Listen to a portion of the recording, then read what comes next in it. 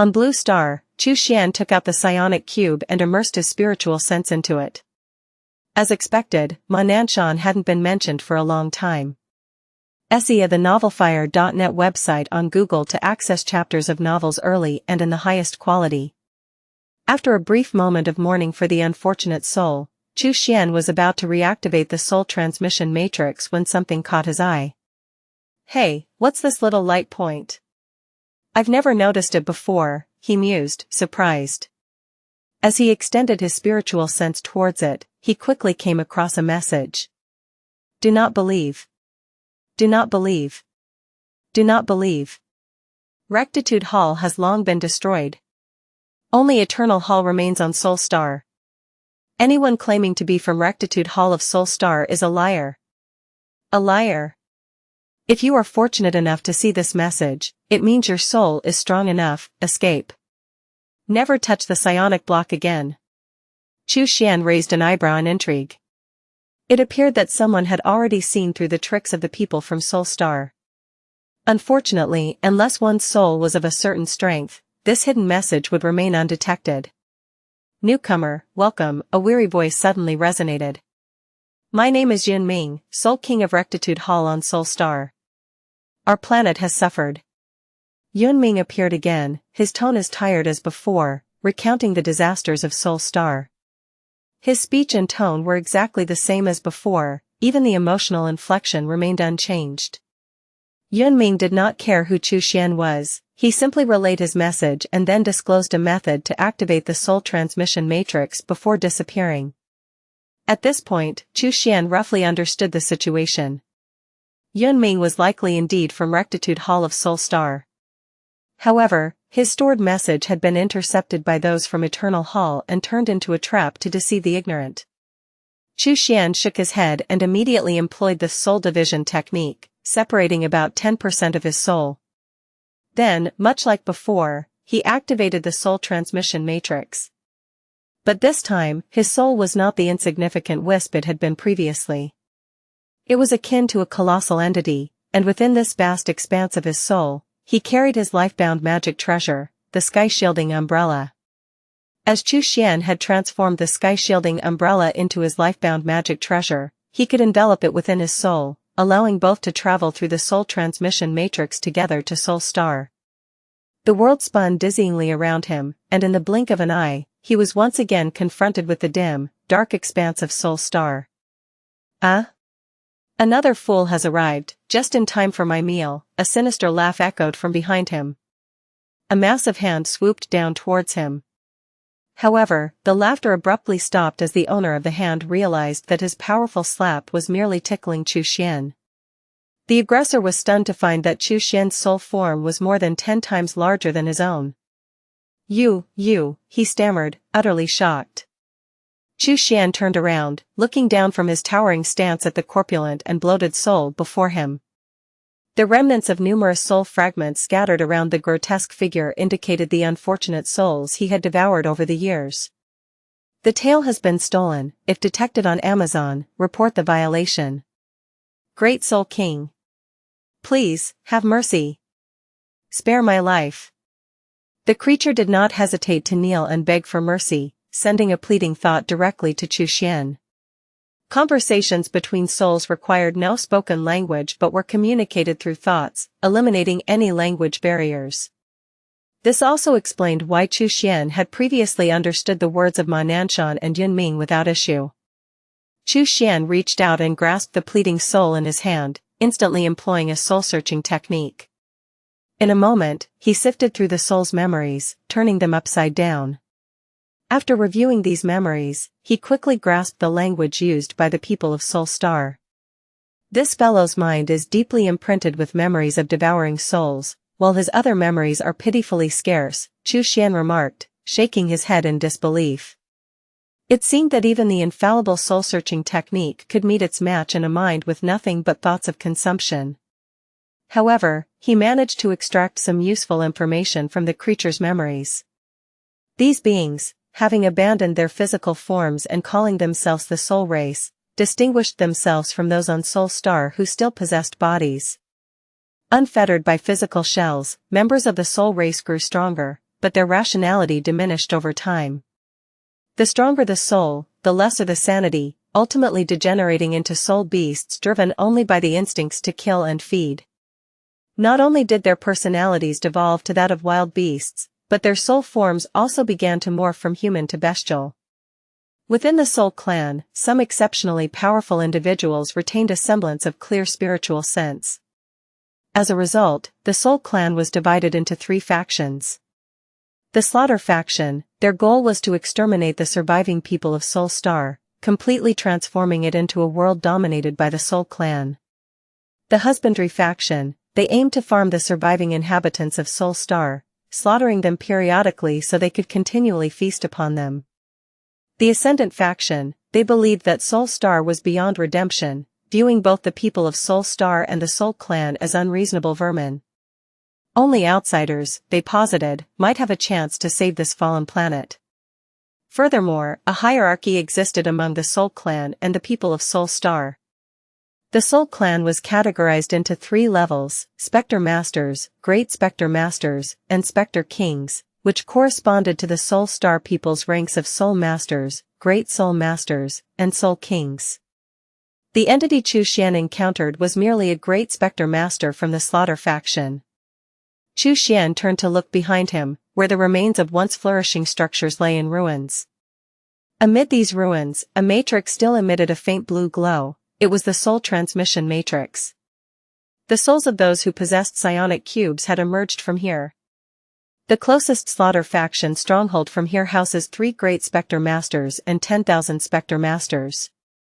This matrix is but a minor one, the major one lies elsewhere, Xianxia mused. You may eat now, he casually remarked, throwing aside the befuddled creature. 2 armed and 4 armed, emerging from the sky-shielding umbrella, moved quickly. 4 armed, with arms flailing, tore the soul into pieces and devoured it greedily, even passing the tastiest bits to 2 armed, who, while feasting, pulled out a divination board to begin divining. Xianxia chuckled, what does the divination say? 2 armed, glancing at the board pointing to the sky, swallowed hard. Dad, the board says this place is heaven. Xianxia gave a thumbs up, indeed, it is heaven. Eat your fill and don't hold back. 2 armed bit into the soul, tears of joy in his eyes. It's been so long since they have had such delicious souls. They're rich in nutrients. Succulent and juicy. They burst with flavor. Stay close, I'm about to set up a formation, Xianxia said with a smile. Once the formation is complete, you can feast every day. Roar, roar, roar. 4 armed bellowed excitedly as 4 ferocious ghostly artifacts appeared, brimming with malevolent energy. 2 armed, wielding his divination board, declared solemnly, anyone who wants to harm my dad will have to step over my body. 4 armed growled a few times, his 4 arms gesticulating wildly as if drawing something in the air. 2 armed, annoyed, retorted, I know I don't have a body, no need to point it out. 4 armed chuckled mischievously a few times, reveling in the situation. Chapter 182, These 2 ghosts seem not here to fight, but to dine? Plus, turn off reset. Xianxia gestured with his hand, and a set of formation patterns fell into his palm. This formation, known as the Yellow Spring Soul Refining Array, was notoriously infamous within the Nether Dao sect. Such a formation should not have been accessible to Xianxia, but Wan Wuying, having spent much time hiding in the Ghost Palace, had not come away empty-handed. The Yellow Spring Soul Refining Array was one of his significant finds. Wan Wuying's skills in formation were so flawed that even the spiritual chi would refuse to enter. After some negotiations, he simply sold the formation to Xianxia. Once deployed, this formation would attract nearby ghosts. Under normal circumstances, it could transform any place into a land rampant with malicious spirits within a century. However, given the density of ghosts on Soul Star, it would hardly take a century, probably just 1 year for the land to become fully malignant. In due time, the ghosts within the affected area would fight ceaselessly under the influence of the array, devouring each other much like nurturing venomous insects. Eventually, ghosts of all ranks, ghost soldiers, ghost generals, ghost commanders, and ghost kings, would emerge in abundance. While the skies of Soul Star were indeed teeming with wandering souls, the quality varied greatly. Xianxia intended to use the formation to purify them. The weaker ghosts were merely fodder, destined to become nutrients for the stronger. Soon, the Yellow Spring Soul Refining Array was set up, covering an area of about 200 square kilometers. The formation naturally possessed the ability to attract ghosts. Before long, a myriad of ghosts, like moths to a flame, couldn't help but fly towards the formation. 2-armed and 4-armed watched with eyes glowing green. Wow, so much food, they thought. Xianxia was quite satisfied with this setup. Now, all that was left was to clear out the sentient soul clan members in the vicinity. Otherwise, his Yellow Spring Soul Refining Array would surely be targeted and possibly destroyed by the Soul Clan. After all, in the eyes of the Soul Clan, these ghosts were a feast, just as demonic beasts were to cultivators. Torrential Flow City, once one of the largest cities on the eastern banks of the vast and turbulent Han River, had been reduced to ruins after a protracted war. The river itself had transformed into a sinister, chilling stream, its bed filled with dry bones, bearing no resemblance to the nurturing mother river it once was. Now, Torrential Flow City served as a minor stronghold for the Slaughter faction. 3 great Spectre Masters led a horde of Spectre Masters, guarding this location. Their primary mission was to monitor all the caverns around Torrential Flow City, executing any Soul Star inhabitants on sight. Their secondary task was to kill every foreigner who emerged from the soul transmission matrix. Exceptionally powerful foreign souls were to be presented as tributes to the Hun Tu, the supreme great Spectre King of their faction who commanded over 10 Spectre Kings, several 100,000 great Spectre Masters, and nearly 100 billion Spectre Masters. Support the creativity of authors by visiting the original site for this novel and more. At that moment, a fierce battle was unfolding within Torrential Flow City. Captain Xianxia of the Ascendant faction's Dark Cloud Squad took cover behind a segment of rubble. After a brief deep breath, he abruptly leaned out from his hiding spot. Soul power burst from the palm of his hand, condensing into a beam of light that he fired at a Spectre Master in midair. The soul split apart like a pierced sheet of paper, its remnants drifting skyward, eagerly devoured by other ghosts hovering above. Cackle, cackle, cackle, stop your futile struggles, a corpulent great Spectre Master taunted as it lunged forward. Your squad is already surrounded, resign yourselves to becoming my feast. Xianxia immediately activated his soul power, significantly boosting his speed to escape the attack range of the massive ghost. Then, with a grasp, he condensed his soul power into a long spear and hurled it ferociously. The great Spectre Master couldn't dodge in time and was impaled, letting out a wail of agony. Rationality faded from its eyes, replaced by a frenzied desire to destroy everything. Captain, old Jean is dead, a middle-aged man shouted as he released a soul beam, obliterating 2 attacking Spectre Masters. My soul power is nearly depleted. Xianxia's heart sank. Old Jean was the vice-captain of the Dark Cloud Squad, a 6th-level Great Soul Master, only slightly weaker than him, a 7th-level Great Soul Master. With old Jin's death, it seemed their squad was truly on the brink of annihilation. Xianxia managed a bitter smile. Just days before, he had received intelligence about an extraordinarily powerful foreign soul captured by the Slaughter faction in Torrential Flow City, intended as an offering to the Hun Tu. He had led his capable squad, the Dark Cloud Squad, on a mission to rescue this foreign soul. Saving foreign souls and aiding them in their mission to save Soul Star was precisely the Ascendant faction's goal.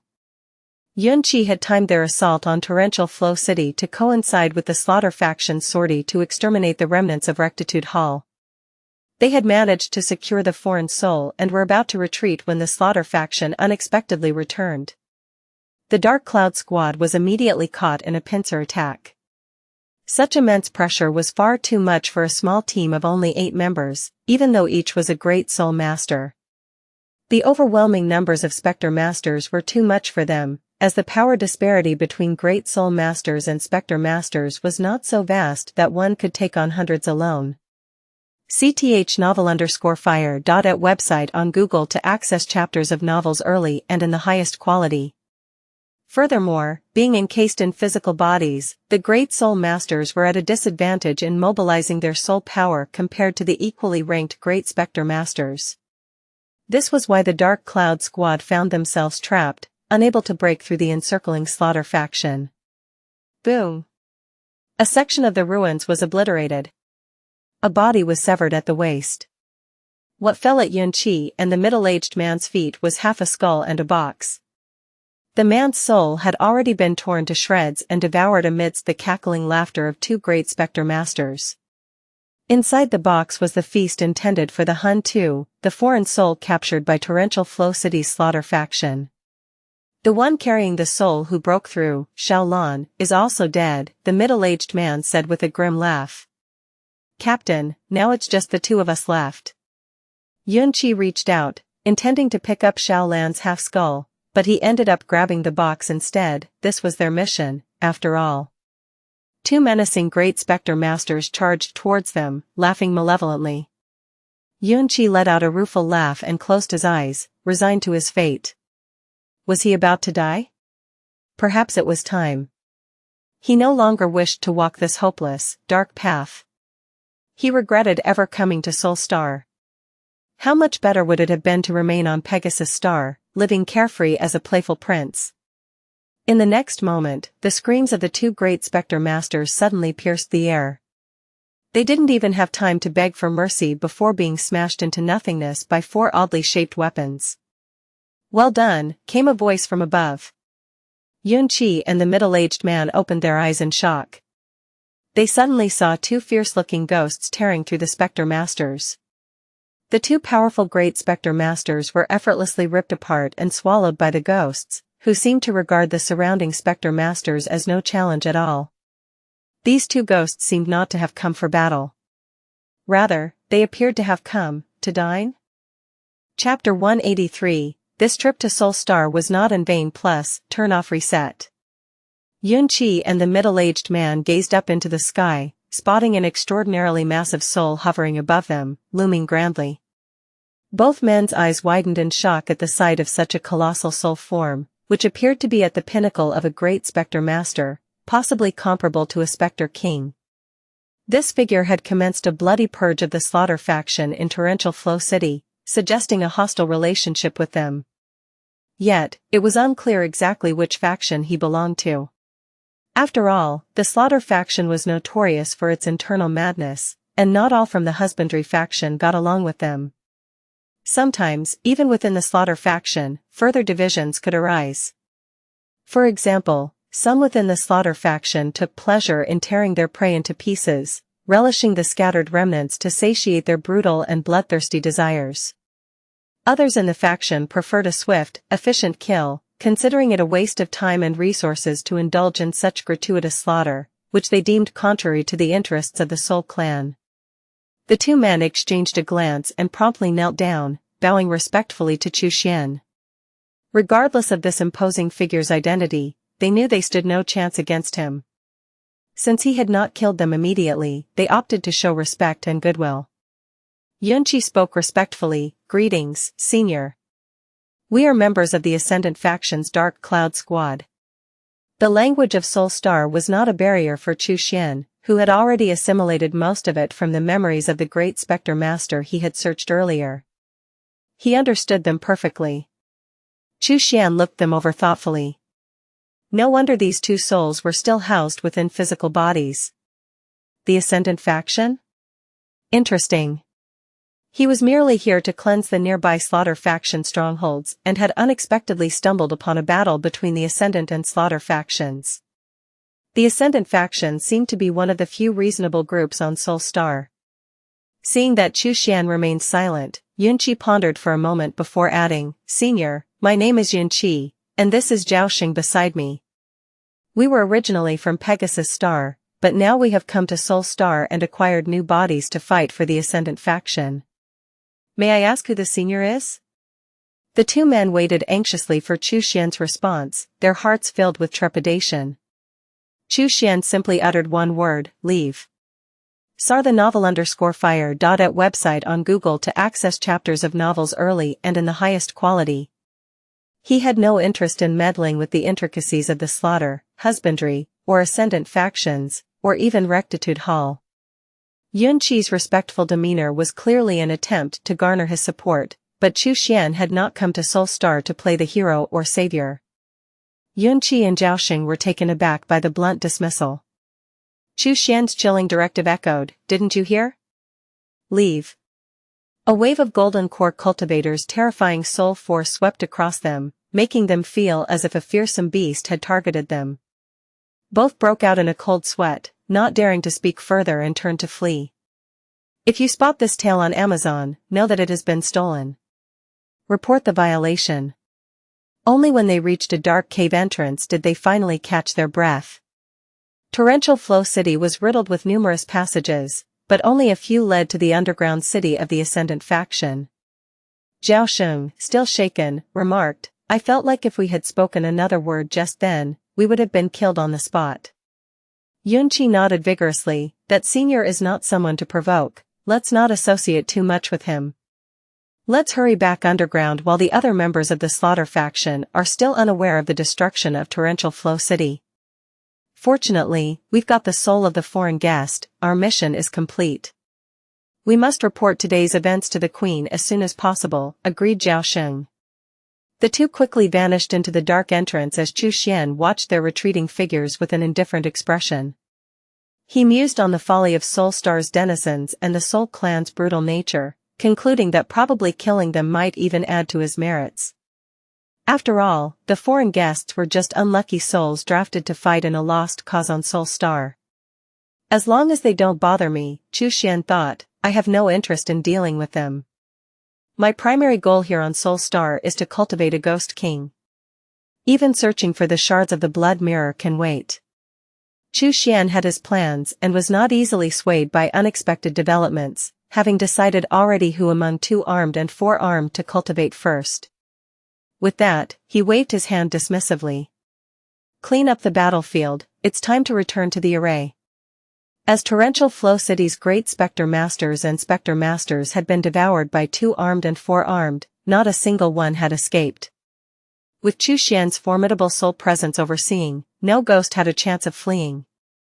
Chu Xian looked on with mild amusement as 4-armed approached, triumphantly presenting a crystal and stone with all 4 of his hands. The scene was almost comical, and Chu Xian raised an eyebrow in mild surprise. What have you found? 2-armed, ever the more cerebral of the two, chimed in earnestly, Dad, I just used the divination dish to divine this, and it should be. What should it be? Chu Xian prompted, already predicting the likely mundane insight. It's a crystal stone, 2-armed concluded with utmost seriousness, a purple-black crystal stone. Chu Xian's lips twitched slightly. Some things were apparent without the need for divination.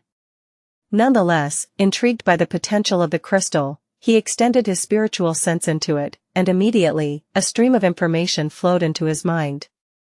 Mid-tier soul technique, spiraling devour. Chu Xian's eyes lit up with interest. A quick assessment revealed that this so-called intermediate soul technique bore many similarities to secret techniques of spiritual sense. With some modifications, it might be transformed into a technique of spiritual sense. However, the level of the technique in the cultivation world was not clear. This discovery deepened Chu Xian's fascination with the soul system of Soul Star. The collective wisdom of a civilization always surpassed that of an individual, and the soul civilization on Soul Star had evolved over 3,000 years. It was likely that this planet harbored a multitude of soul techniques, categorized and refined over millennia. At that moment, Chu Xian thought to himself, this trip to Soul Star has indeed been worthwhile. With a grin, he watched as 4-armed and 2-armed impatiently awaited further instructions. The battlefield around Torrential Flow City had been thoroughly cleaned, and Chu Xian, along with his 2 spectral companions, returned to the location of the Yellow Spring Soul Refining Array. A quick sweep of his spiritual sense revealed that in just the short time they had been away, the array had attracted tens of thousands of ghostly souls. Among these, numerous spectral soldiers had already emerged, with the strongest among them reaching the 9th level. A few more devouring sessions would likely elevate them to spectral generals. Chu Xian chuckled at the eager expressions on four-armed and two-arms faces. Hold off on devouring them just yet. Let them reach the level of spectral generals first. The two ghostly figures reluctantly curbed their appetites, their gazes fixed hungrily on the swirling mass of souls within the array. Settling down cross-legged, Chu Xian turned his attention to thoroughly understanding the spiraling devour technique. Chapter 184, Queen of the Ascendant Faction Plus, Turn-Off Reset. Beneath the surface of Soul Star, complex and interlacing tunnels led deeper to cities buried underground. These subterranean cities were built by the aristocrats of Soul Star over 1,000 years ago. Even the nobles themselves did not know exactly how many such bases existed beneath the surface of Soul Star. Originally intended for emergency use, these cities became refuges when the Soul Tribe, once used as fuel by the aristocrats, rebelled. Now, those with physical bodies on Soul Star were primarily descendants of those nobles, including members of the Ascendant faction, who all bore the original sin of enslaving their kin. Among these underground cities was the City of Light, one of the few strongholds of the Ascendant faction. Due to the faction's unique position, they were opposed by the Slaughter faction, the Husbandry faction, and other inhabitants of Soul Star. Maintaining a few deeply hidden cities was no small feat. Yunqi and Zhao Xing, experienced in navigating these pathways, made their way down to the gates of the City of Light. Captain Yunqi of the Dark Cloud Squad. Member Zhao Xing of the Dark Cloud Squad. Requesting re-entry to the City of Light. Kneeling before the grand gates, Yunqi and Zhao Xing bowed respectfully. From small openings on either side of the gate, two pale blue creatures emerged. These creatures, formed from souls and not tangible bodies, looked round and endearing enough to invite affection from anyone. However, Yunqi and Zhao Xing remained still, their gaze filled with pity rather than warmth. These weren't mere creatures but inspectors, tasked with ensuring that those returning did not carry traces of the Slaughter faction, the Husbandry faction, or the Rectitude Hall. These inspectors, likely once human, had volunteered or been made to serve in various capacities, including as inspectors, to keep the city running. Tentacles from the inspectors' mouths gently probed Yunqi and Zhao Xing. After a moment, both inspectors bowed their front limbs respectfully. No issues detected. You may enter, Ascenders.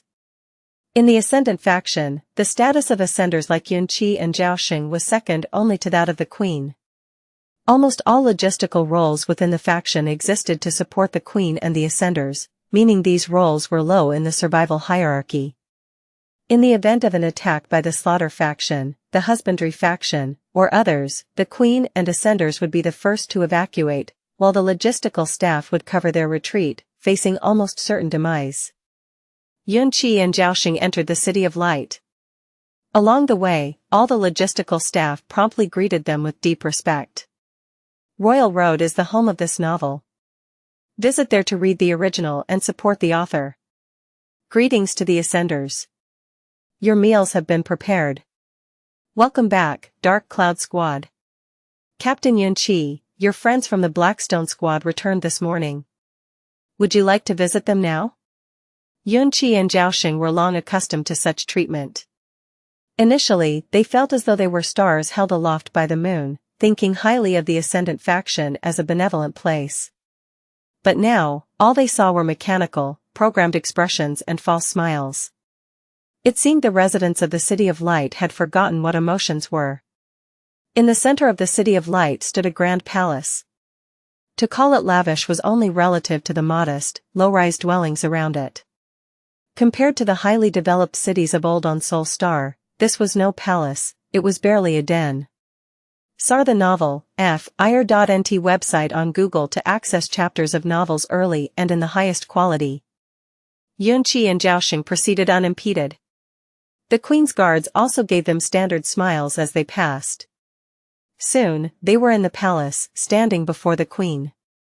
She was a petite woman, barely reaching 1.4 meters, a small figure even by Blue Star standards.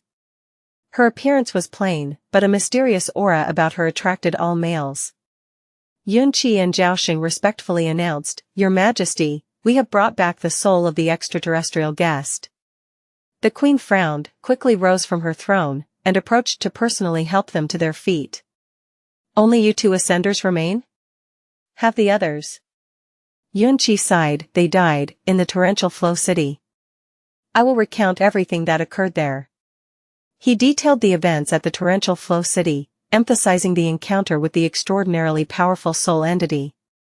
The queen looked intrigued yet visibly pained. Each Ascender is invaluable, crucial to the Ascendant faction. I shall erect monuments in their honor. They sacrificed their lives for the salvation of Soul Star. The people of Soul Star will remember them forever and ever. Xianxia and Zhaoxing bowed deeply. Thank you, Your Majesty. The queen suddenly inquired, Captain Xianxia, what is your opinion on the individual with the powerful soul? Xianxia and Zhaoxing exchanged a glance and then shared their analysis thoroughly. Concluding, Xianxia respectfully added that Senior could not possibly belong to the Slaughter faction, otherwise he would have killed us as well. He likely isn't from our Ascendant faction either, as he would have communicated with us normally.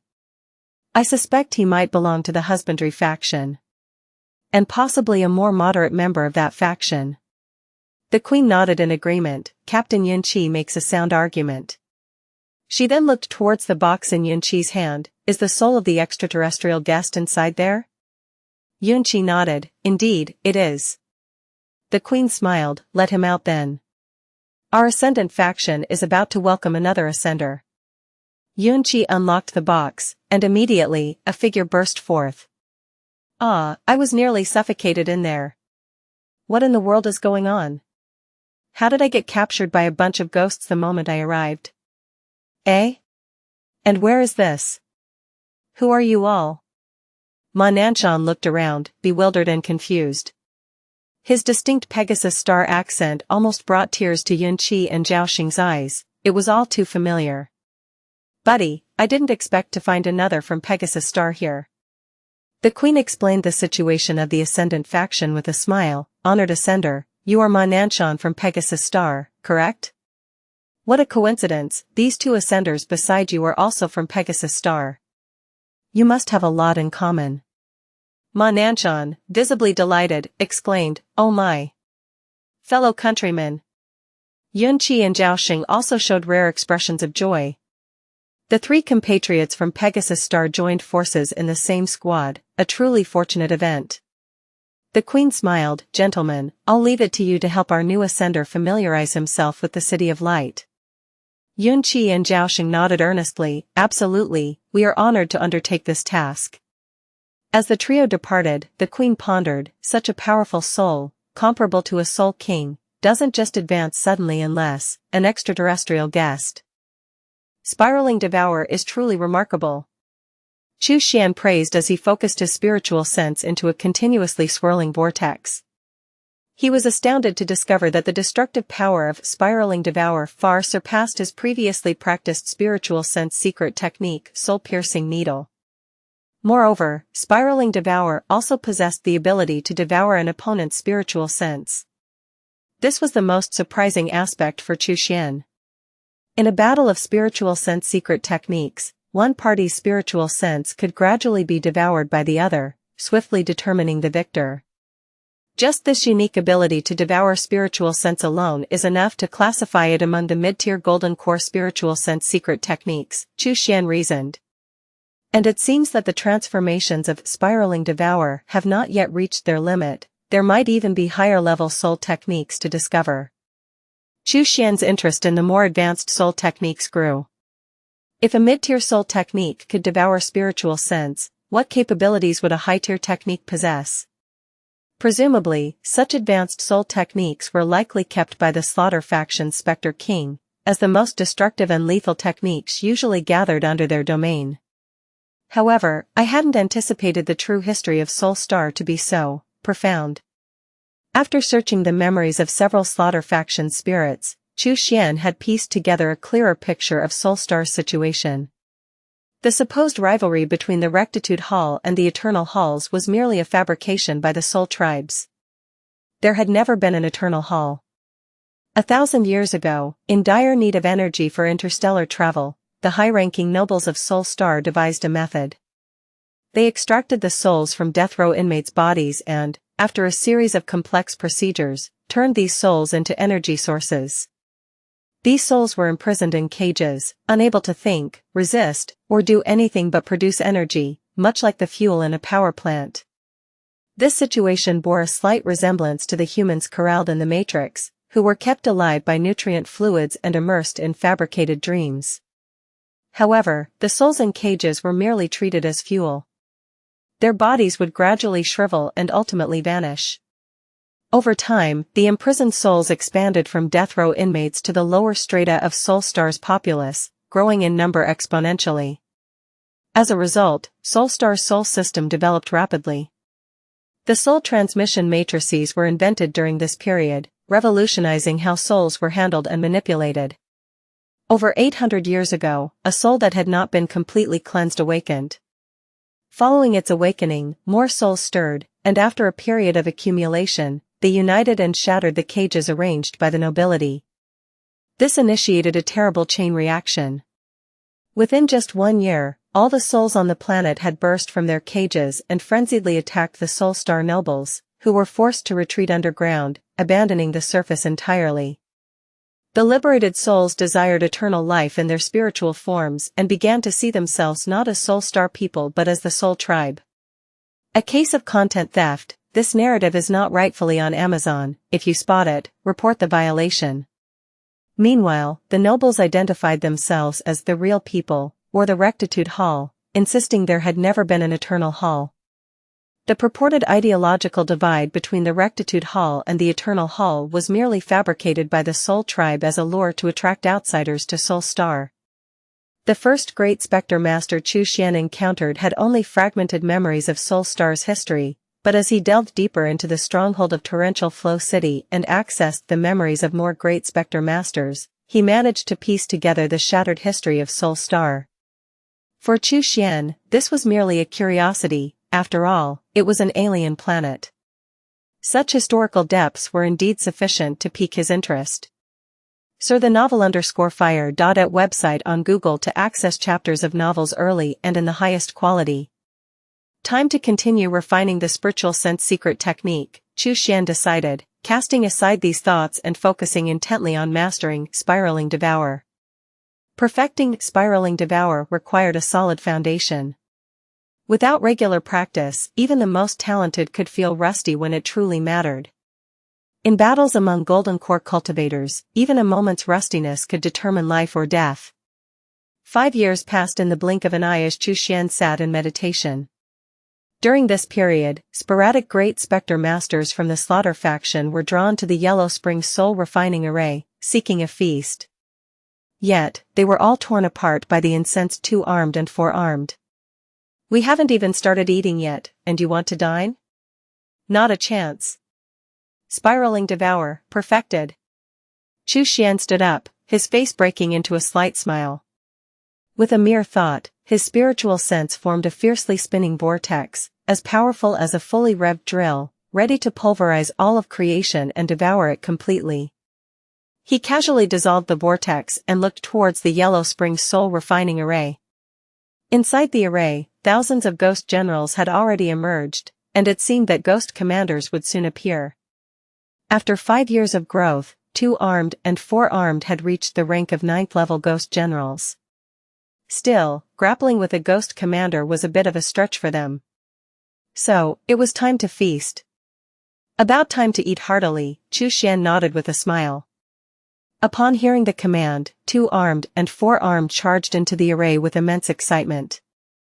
For the past 5 years, they had only been allowed to consume a ghost general every 3 days. Today, they could finally feast to their heart's content. Like terrifying meat grinders, 2-armed and 4-armed tore through the ranks of ghost generals. None stood a chance against them. After all, both were ghosts equipped with their own ghost artifacts, while the spirits of Soulstar lacked such powerful tools and were mere pushovers by comparison. After 5 years of accumulation, it only took them a day to clear the field completely. "I can't eat anymore, I'm too full." 2-armed shook its head and left the Yellow Spring Soul Refining Array first. Chu Xian observed it thoughtfully. This action wasn't simply due to being sated, rather, 2-armed was consciously stepping back to lead the remaining spirits for 4-armed. It seemed to understand that Chu Xian was focusing on cultivating 4-armed first. By now, 2-armed had reached the level of a 7th-rank ghost commander, equivalent to a 7th-level golden core cultivator, which was quite an achievement. Roar! 4-armed bellowed triumphantly within the array, voraciously devouring spirit after spirit. Its level surged dramatically, from a 7th-rank ghost commander to an 8th, then a 9th, and finally, Ghost King. The array hummed vibrantly as a tremendous surge of sinister ghost energy burst forth. Every spirit, regardless of rank, instinctively bowed down in terror and reverence at the emergence of a new king. In mere moments, 4-armed's form expanded wildly, reaching over 6 zhong tall, about 20 meters by the measurements of Blue Star. A dense, fearsome armor of ghostly energy condensed along its form, the hallmark of a ghost king. With a mighty leap, 4-armed burst from the Yellow Spring soul refining array, its massive form towering over Chu Xian. Then, somewhat comically, it crouched down like a giant dog. Ghost Kings should be able to speak now. Try saying something, Chu Xian chuckled. 4-armed pondered seriously for a moment before opening its mouth to speak. Woof. Woof woof. Chu Xian was momentarily speechless. 2-armed coughed dryly, Dad, that's just how it is. Chapter 186, 8th level of the Golden Core Plus, Turn Off Reset. Chu Xian let out a long sigh.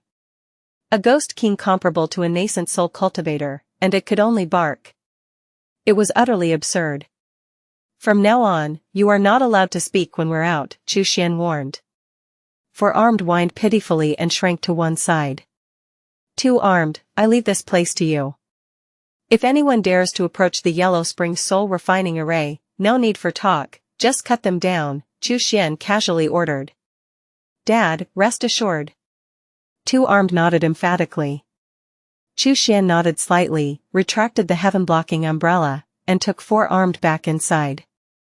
Back on Blue Star, he threw a few more small spiritual stones into the psionic cube to reactivate the psionic transmission matrix. Sir the novel, FIR.NT website on Google to access chapters of novels early and in the highest quality. Soon, the detached soul merged back into his body. After a brief period of adjustment, they were unified once more. Any changes on Blue Star? Chu Xian strode out of the array and returned to Haodai Hotel. Information gathered from various parts of Blue Star by Black Blade was typically delivered here by a dedicated team, usually consisting of Wang Gangjian, Wang Yong, Tang Jinchuan, and Song Dai, the core 4. Chu Xian had not checked in a while, and the accumulated reports had formed a small mountain. With a sweep of his spiritual sense, the pages flew up, hovering in mid-air. Chu Xian read through several years' worth of updates in quick succession. Wang Gangjian, Wang Yong, Tang Jinchuan, and Song Dai are all quite old now. If not for the psionic enhancements extending their lives, they probably would have passed away long ago, he thought. The main operations of Black Blade must have already been handed over to a new generation of superhumans by now. Chu Xian felt a wave of sentiment. A year on Mystic Azure Star meant 10 years had passed here.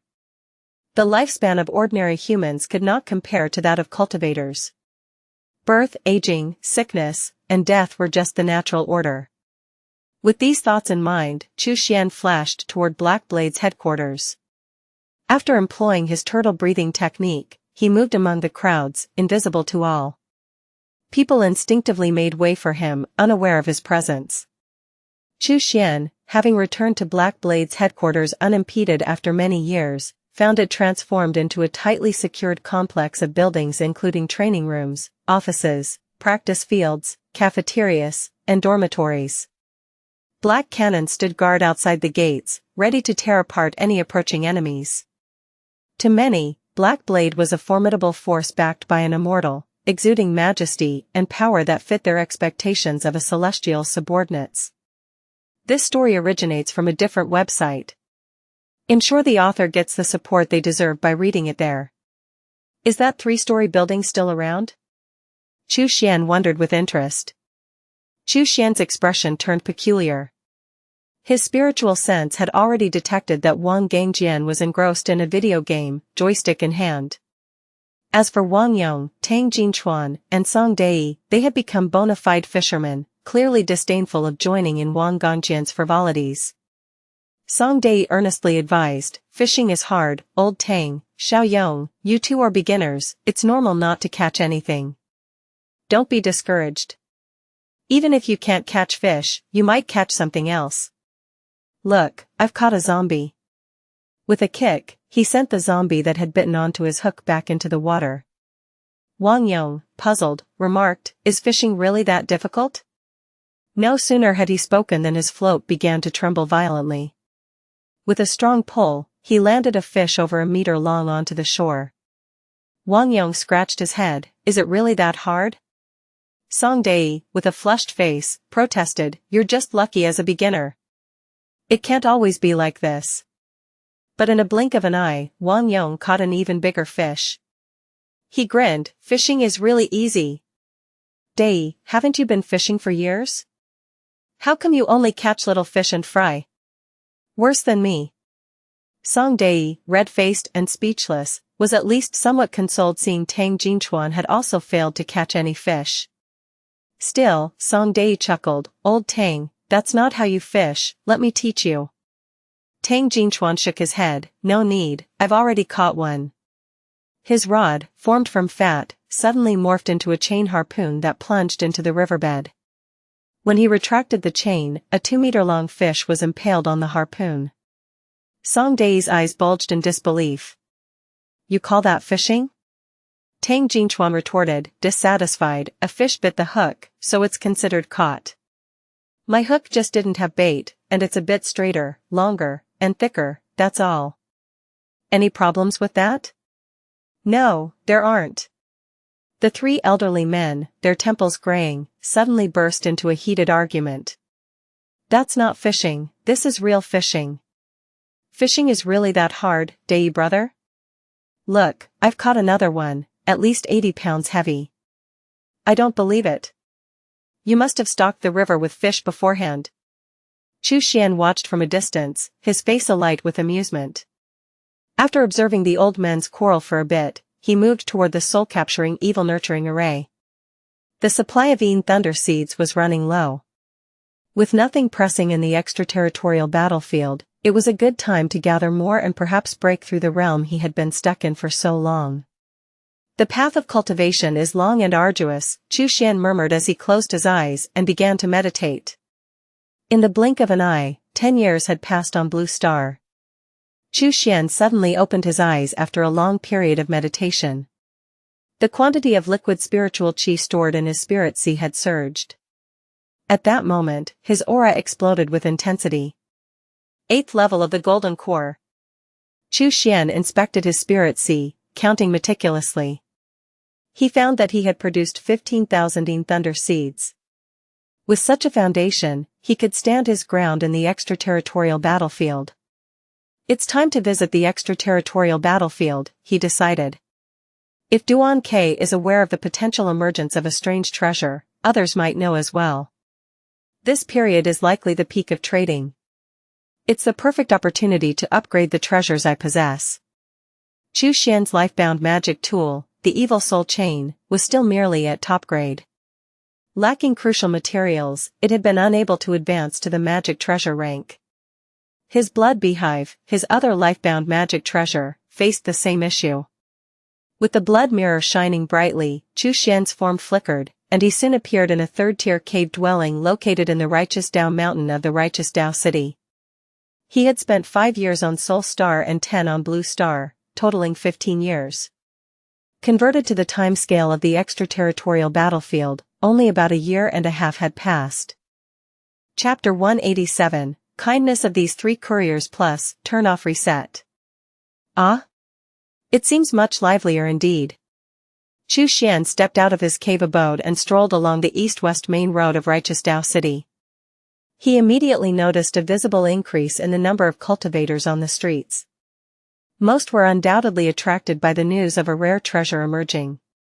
Among them were many elderly cultivators, their hair white as frost, hoping to make a final attempt at glory before their ultimate limits approached. Chu Xian also saw numerous cultivators returning from outside the city, extracting the carcasses of ancient beasts from their storage bags to exchange for contribution points with the three great families. Many cultivators had to venture out daily to clear remains like those of the nether crocodile. This was indeed the primary task for the majority entering the extraterritorial battlefield. If not regularly cleared, the accumulating carcasses of ancient beasts on the battlefield could increase continuously, ultimately risking collapse. Why these remains could cause the collapse of the battlefield was beyond Chu Xian's knowledge, though he knew that many such battlefields had indeed collapsed because of this issue. The Reincarnation Divine Church had expended great efforts to transport so many people to the battlefield, not out of goodwill to offer them a chance to reach higher realms but rather to have them perform labor. If one's contribution points did not increase over time, or even worse, started to decrease, they could be denied entry into the cities of the battlefield, an ominous prospect. The horrors of the battlefield's nights were something Chu Xian had witnessed on his first night in Righteous Dao City. Although he had enough thunder seeds to not fear the nether crocodile, it did not mean other cultivators possessed the means to deal with it. Of course, as a cultivator at the lowest tier of the Golden Core realm in the extraterritorial battlefield, Chu Xian naturally also had to go out and clear the carcasses of ancient beasts to accumulate contribution points in his battle token. However, there was still time. Before coming, Wan Wuying had told him that if contribution points remained stagnant for 5 years, one might be expelled from the city. Having arrived in Righteous Dao City not long ago, he had no immediate concerns about this. Chu Xian continued his leisurely stroll. Many of the cultivators on the street had only recently arrived in Righteous Dao City, and few recognized him. However, some had been residents of Righteous Dao City for many years. Upon seeing Chu Xian, they immediately recalled events from over a year ago. Huikong of Golden Dragon Temple, who had been on good terms with Duan K of the Duan family, had ultimately not become an honorary elder for the Duan family. Instead, Yuan Ming from Celestial Sound Zen Temple and Xiao Fengxian, a Golden Core period talisman master, both became honorary elders of the Duan family. After this news spread, the other two families of Righteous Dao City, the Bai and Qin families, dared not invite Huikong to become an honorary elder, fearing Yuan Ming's dissatisfaction. However, more than a year had passed since then. Yuan Ming of Celestial Sound Zen Temple had not troubled Huikong, seeming indifferent to the situation. Yet, the Bai and Qin families still had no intention of recruiting Huikong, especially since, a few months ago, 3 individuals of significant merit had arrived in Righteous Dao City. One of them possessed a merit golden wheel that was no less impressive than Yuan Ming's. Stolen content warning: this tale belongs on Royal Road. Report any occurrences elsewhere. The resources of the Bai and Qin families were now devoted to courting these 3 individuals. There were simply no extra resources left to recruit Huikong of Golden Dragon Temple. As Chu Xian meandered, he found himself at a section of the street where cultivators had set up makeshift stalls. Typically, those seated directly on the ground were early-stage Golden Core cultivators. Those with a bit more strength and status usually conducted their transactions within the trading halls operated by the 3 great families, where a negligible tax was extracted from each transaction. Some Golden Core cultivators, short on funds, opted not to enter these trading halls, choosing instead to set up their stalls right on the street. Chu Xian browsed these outdoor stalls, shaking his head inwardly. Finding hidden treasure seemed to be an adventure reserved only for fated protagonists. Despite his thorough search, he discerned nothing of value. Merit, oh merit, why don't you show some usefulness, he muttered to himself, disappointed. Resigned, Chu Xian strode into the trading hall, deciding to follow the more conventional route. When he emerged again, his storage bag was considerably heavier, now filled with star spirit ore and amber crystals. The former was urgently needed for upgrading his evil soul chain, while the latter was essential for advancing his blood beehive. Both materials were exceedingly costly. Amber crystals were somewhat affordable, costing 10,000 small spiritual stones per gene. Star spirit ore, on the other hand, was priced similarly to heavenly thunder crystals, with a fist-sized piece costing over 20,000 small spiritual stones. As for other materials needed to upgrade his magic treasures, such as evil steel, Chu Xian's storage bag was nearly overflowing, almost forming a small mountain. CTHNovelFire.net website on Google to access chapters of novels early and in the highest quality. Nevertheless, the quantities of star spirit ore and amber crystals he had purchased were still insufficient. Chu Xian didn't plan to buy everything in one go under the identity of Huikong. It was common knowledge among demonic cultivators to make purchases in small, repeated transactions, a crucial point worth noting. Chu Xian found a secluded corner and changed his appearance with a wave of his hand. After transforming into a middle-aged man and then a composed elder, he completed the acquisition of the necessary star spirit ore and amber crystals. Really, they're tracking me? Chu Xian noticed someone following him and couldn't help but scoff internally. He had made 3 separate purchases, with the identity of Huikong accounting for more than 2/3 of the total. The remaining 1/3 was split between the last 2 transactions. Yet, he was still being targeted. Well, if you insist on delivering a gift to my doorstep, he mused, accepting the inevitable confrontation. Assuming the guise of the composed elder, Chu Xian glanced around several times before quickly exiting Righteous Dao City and heading towards a distant location. The person shadowing him promptly followed. To Chu Xian's surprise, 2 more cultivators emerged from outside the city, seemingly having received a signal, and joined the chase towards him. Delivering right to my doorstep, fearful that their customer might refuse, 3 servings at once. Such enthusiasm, truly moving. Chu Xian couldn't ignore the goodwill of these 3 couriers. The 3 bandit cultivators followed him out of the city. Chu Xian continued onward, with his pursuers sprinting relentlessly behind him. Eventually, a vast and profound chasm appeared before them, the great chasm that had emerged over 400 years ago. It was due to this chasm that Chu Xian, originally intending to go to Lei Family City, had ended up in Righteous Dao City by mistake. "Why aren't you running now?" the lead bandit cultivator snorted coldly. "Old man, you sure can move fast." "Quite spry for your age," mocked another from the left. "Damn, nearly made me run out of breath, old man. I'm going to have a good time processing you," the third added menacingly from the right. "You probably don't want to know what it's like to have your soul extracted and turned into a fierce ghost." The trio burst into laughter. Chu Xian turned to face them, his expression bizarre as he fixed his gaze on the third man. "What it's like to have one's soul extracted and refined into a fierce ghost, I truly don't know," he said coolly. "But I've done it many times."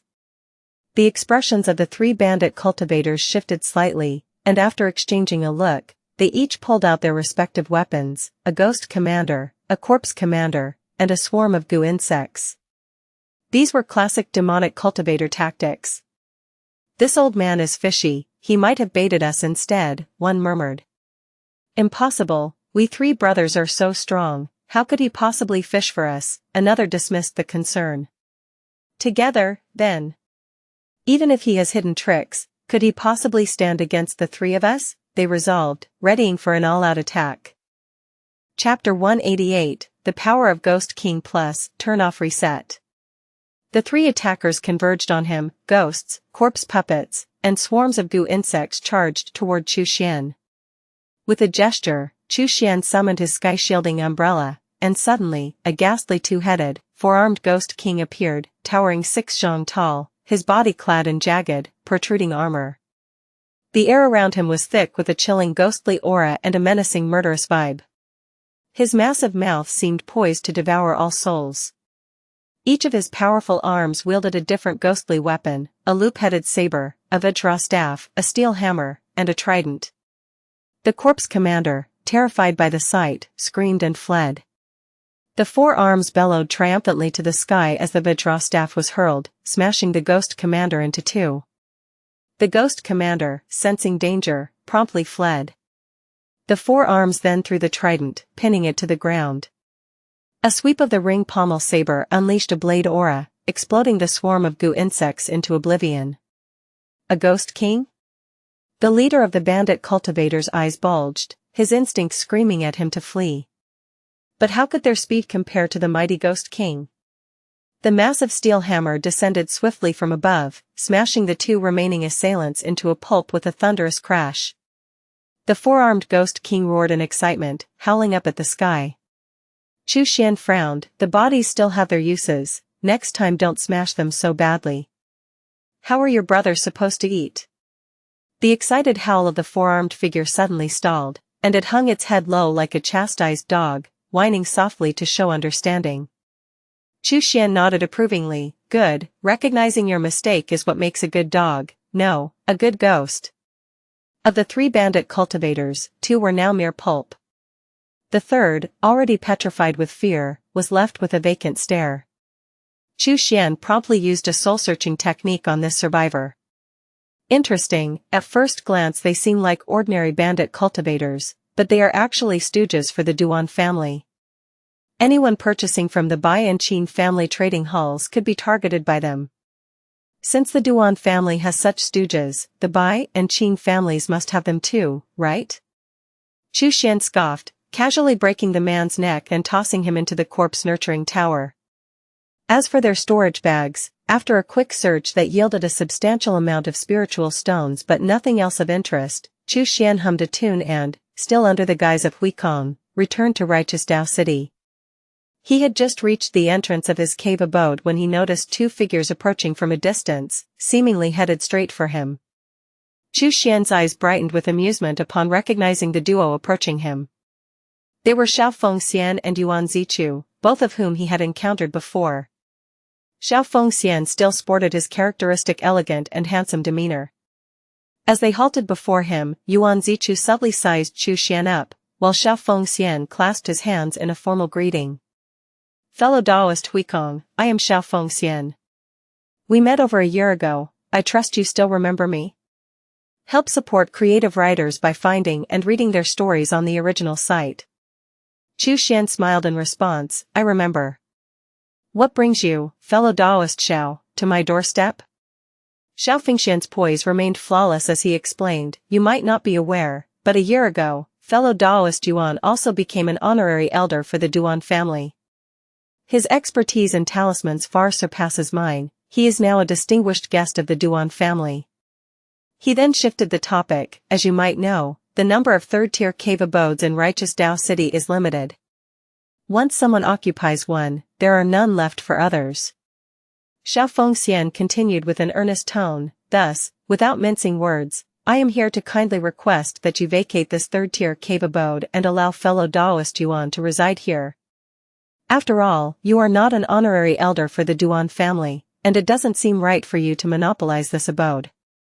Yuan Zichu's expression shifted slightly, interjecting, fellow Taoist Xiao, I can temporarily reside in a second-tier cave abode, there's no need to ask this fellow Taoist to move out. He had only recently become an honorary elder for the Duan family and had gotten to know Fengxian because they were both talisman masters.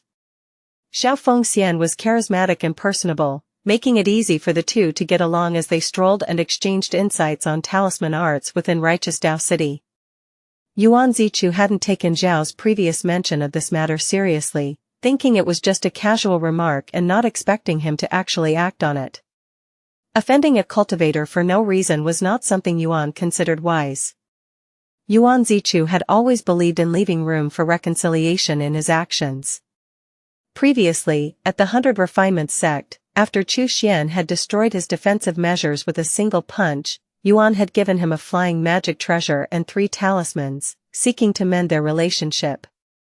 Now, he was even less inclined to make an enemy over a mere third-tier cave abode. Fengxian shook his head repeatedly, spiritual qi is fundamental for a cultivator's practice, and fellow Taoist Yuan needs a proper place to rest in Righteous Dao City. His tone was sincere, seemingly genuinely concerned for Yuan Zichu. Chu Xian simply listened to their exchange with a faint smile, not immediately revealing his thoughts.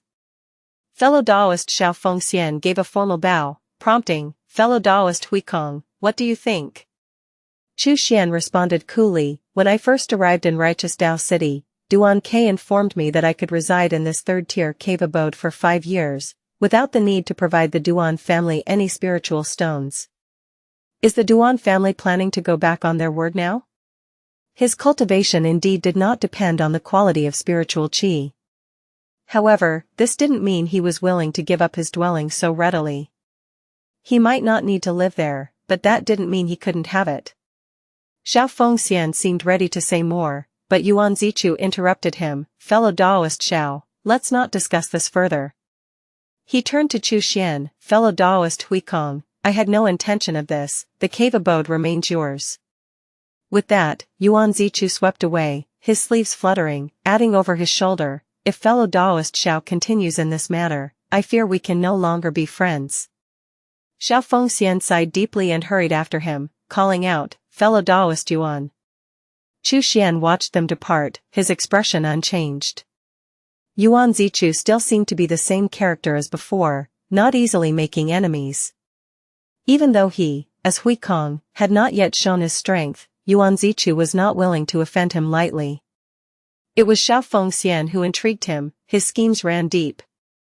It seemed he wasn't sincerely friends with Yuan Zichu, but rather, was trying to curry favor to learn the secrets of talisman crafting from him. Today's maneuver wasn't genuinely intended to aid Yuan Zichu but to stir enmity for him. Others' business is not my concern, Chu Xian thought to himself. Yuan Zichu is smart enough to see through this. As for Fengxian, now is not the time to act against him. Once the rare treasure emerges and the extraterritorial battlefield descends into chaos, I'll find an opportunity to deal with him. In his mind, Chu Xian had already sentenced Fengxian. Sar the novelfire.net * website on Google to access chapters of novels early and in the highest quality.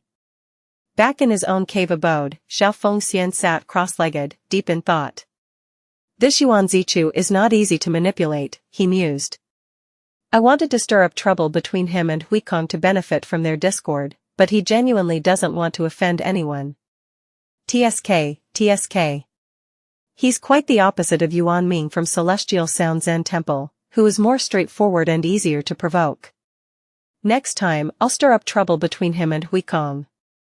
Fengxian chuckled coldly to himself and settled down to draw talismans. His exchange with Yuan Zichu today had sparked many insights into talisman crafting that he was eager to document. Of course, what he truly desired were Yuan Zichu's memories, which would provide the quickest way to master talisman crafting. Chapter 189, The Way of a High Buddhist Monk Plus, Turn Off Reset. Time flew swiftly. Before long, another year had passed on the extraterritorial battlefield. Chu Xian, as usual, shuttled between the Blue Star and Soul Star. The Blue Star was primarily for cultivating his Yin Thunder Evil technique and crafting Yin Thunder seeds, while the Soul Star was for clearing the strongholds of the Slaughter and Husbandry factions and gathering more soul techniques. However, Soul Star proved to be far more vast than Chu Xian had anticipated. Blindly slaughtering through it, he wondered how long it might take to find the soul techniques he sought. Chu Xian planned to establish his own network on Soul Star, similar to the Black Blade organization on Blue Star, to gather intelligence and locate soul techniques for him. But just as he began to entertain this idea, a stir arose from the extraterritorial battlefield. A powerful light surged into the sky from the Great Chasm, located 600 li north of Righteous Dao City. Many cultivators were nearby, clearing ancient beast carcasses when the phenomenon occurred. Upon witnessing this, several old cultivators, whose life limits were nearing, gritted their teeth and descended into the Great Chasm first. Within hours, a nascent soul cultivator from Righteous Dao City, 2 false soul cultivators, a nascent soul cultivator from Lei Family City, and numerous curious golden cores arrived at the chasm. However, none dared to venture in rashly, instead, they waited at the edge of the chasm. Ultimately, they saw an old cultivator tremble his way out from the bottom of the Great Chasm, carrying a bottle of deity-nurturing elixir and a soul-breaking spike. The deity-nurturing elixir, a divine item that could increase the chances of a nascent soul cultivator achieving deity transformation, and the soul-breaking spike, a nascent soul artifact that could enhance a golden core cultivator's chances of breaking through to nascent soul. Both items were exceedingly coveted treasures for nascent soul and golden core cultivators alike. Seeing the hungry gazes of so many cultivators, the old man did not hesitate to hand over the deity-nurturing elixir and soul-breaking spike to the nascent soul elder of the Lei family, thereby securing the Lei family's protection. /novel_fire. At website on Google to access chapters of novels early and in the highest quality. From the old cultivator, everyone learned that an ancient cave dwelling had appeared at the bottom of the Great Chasm, likely belonging to a deity transformation powerhouse. The news spread like wildfire, and the cultivators in righteous Dao City went mad rushing toward the Great Chasm. Such a cave dwelling might not only contain divine items like the deity-nurturing elixir or the soul-breaking spike but perhaps even lesser but still valuable spiritual items. The path to nascent soul, a goal for which countless golden core cultivators would risk their lives. It wasn't that they were unaware of the dangers, rather, they felt compelled to take the risk. Xian pondered for a moment, then decided to set aside his endeavors on Soul Star and return to the extraterritorial battlefield. He wasn't interested in seeking out the rare treasures. The appearance of this deity transformation powerhouse's cave dwelling could lead to numerous cultivator deaths and attract many ancient beasts. As a high Buddhist monk dedicated to the salvation of all beings, it was his duty to aid those who had died tragically or those who might yet die. Seeking no personal gain, coveting no treasures, such was the way of a high Buddhist monk. Fellow Taoist Huikong, I presume you're aware of the situation at the Great Chasm?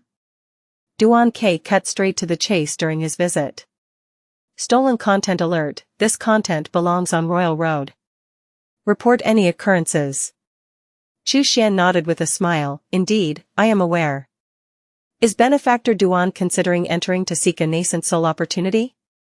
Duan shook his head repeatedly, his bald head gleaming under the light of the cave's luminous pearls, resembling a bright bulb. You jest, master. I am aware of my limits, bullying early-stage golden cores is feasible, but I struggle against mid-stage ones. I have over 100 more years to enjoy, there's no need to throw my life away recklessly. If I went to the Great Chasm, it's highly likely I wouldn't return, and some lucky fellow might end up with my modest possessions. Who knows, even my corpse might not meet a good end. He chuckled, and Xian touched his nose. Duan words seemed to be referring to himself, but the man clearly knew his limitations. Indeed, the cave dwelling of a deity transformation powerhouse was an exceptional opportunity, but one needed to have both the fate to find it and the fate to return. So what brings benefactor Duan to my door today?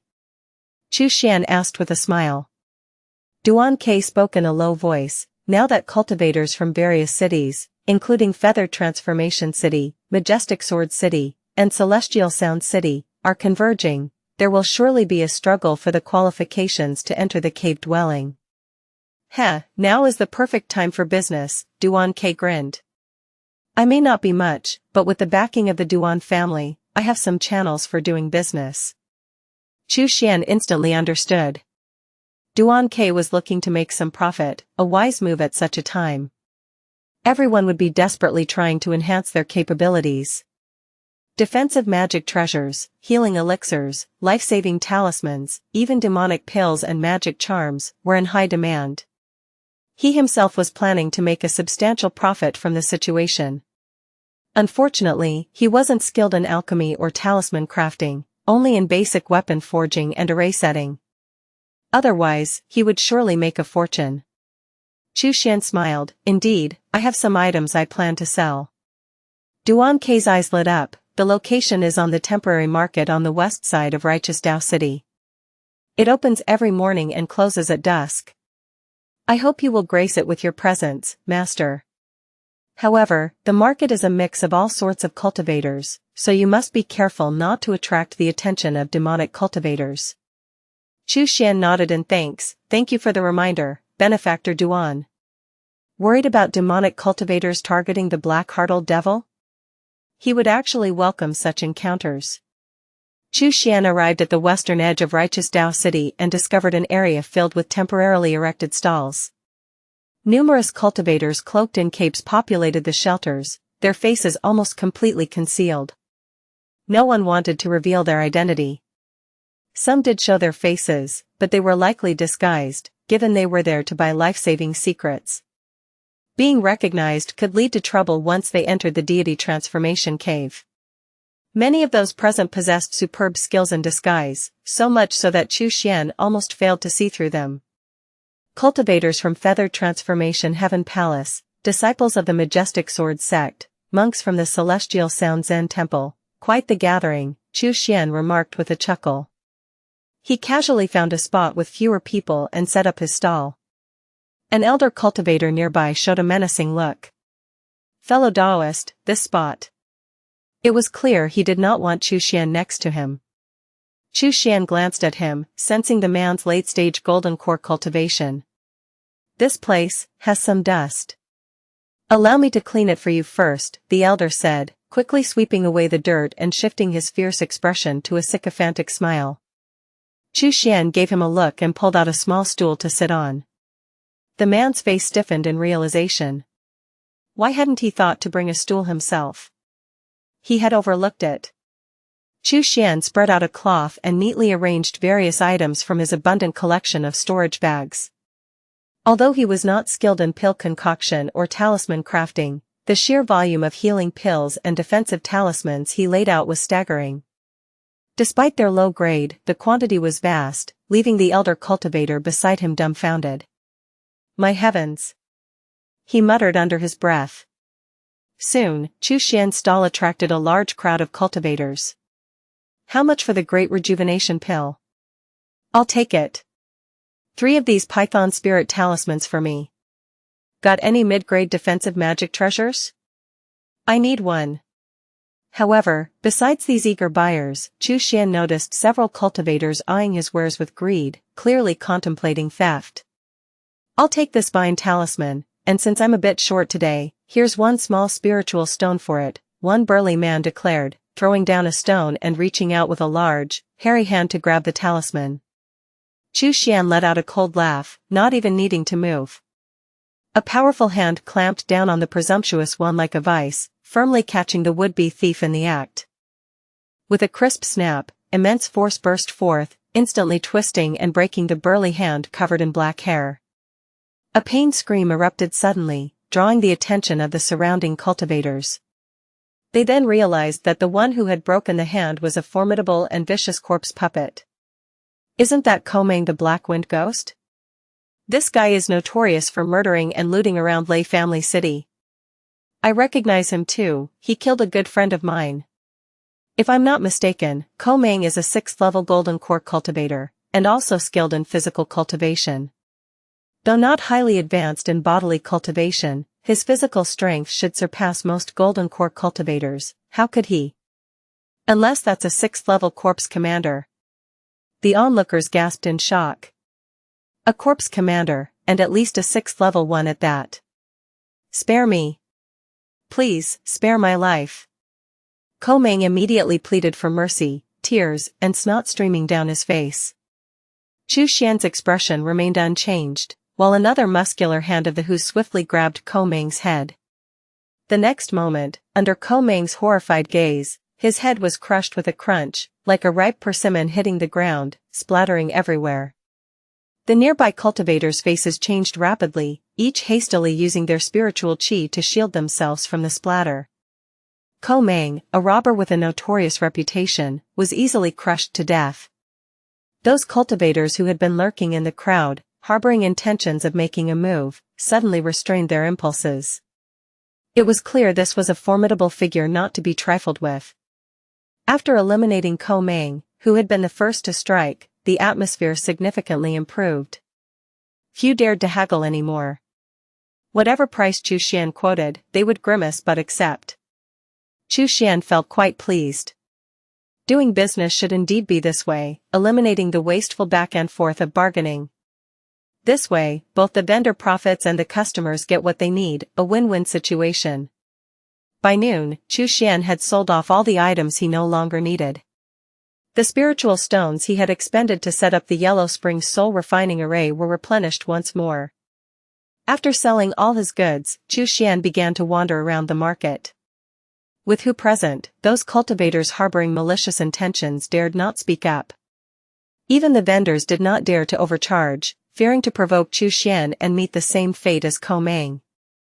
Consequently, Chu Xian managed to acquire some valuable bodily cultivation techniques, consciousness secrets, and poison scriptures.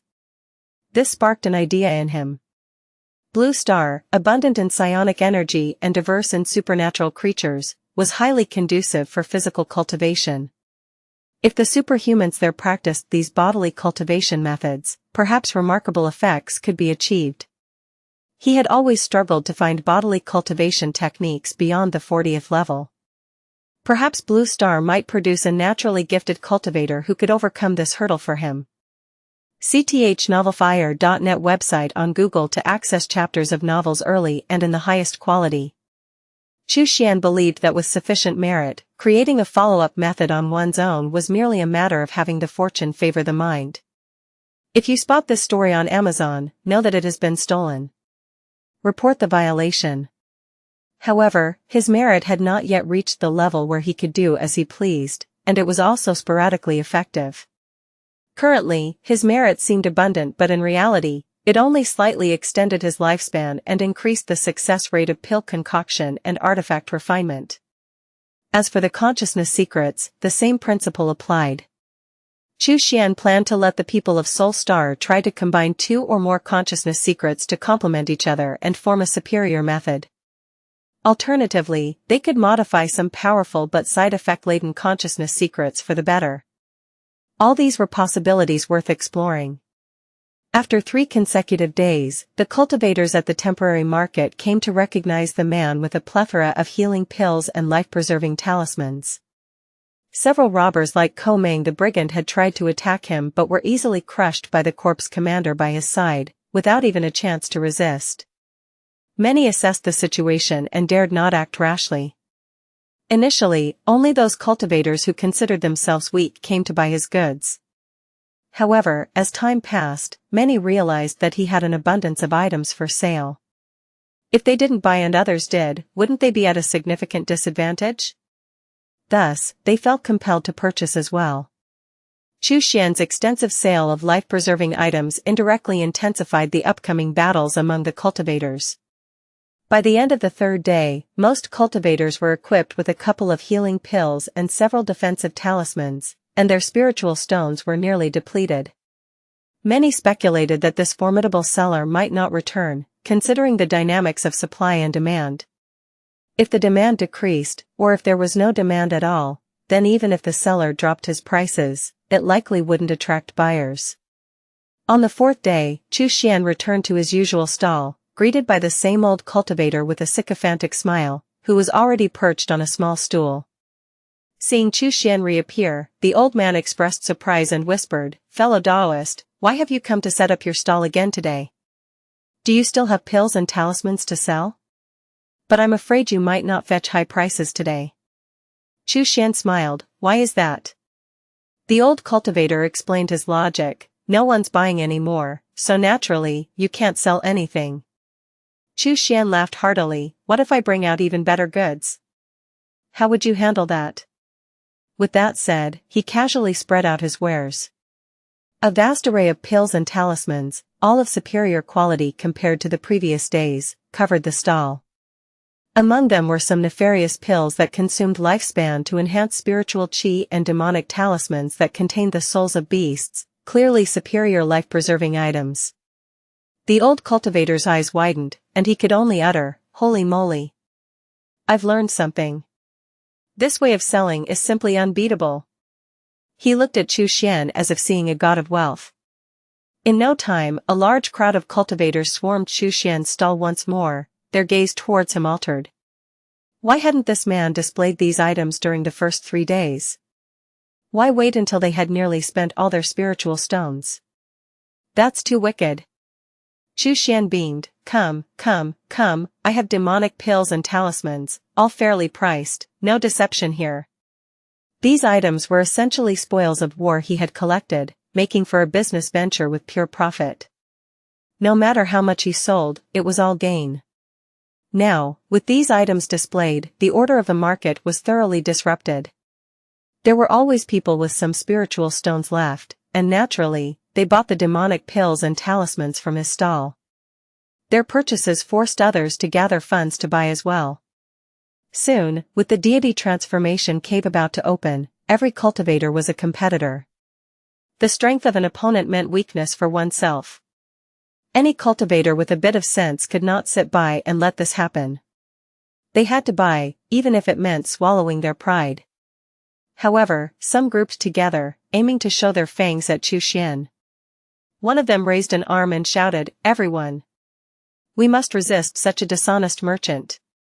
We cannot let this unscrupulous businessman take our spiritual stones." This statement garnered immediate support. That's right. We must resist.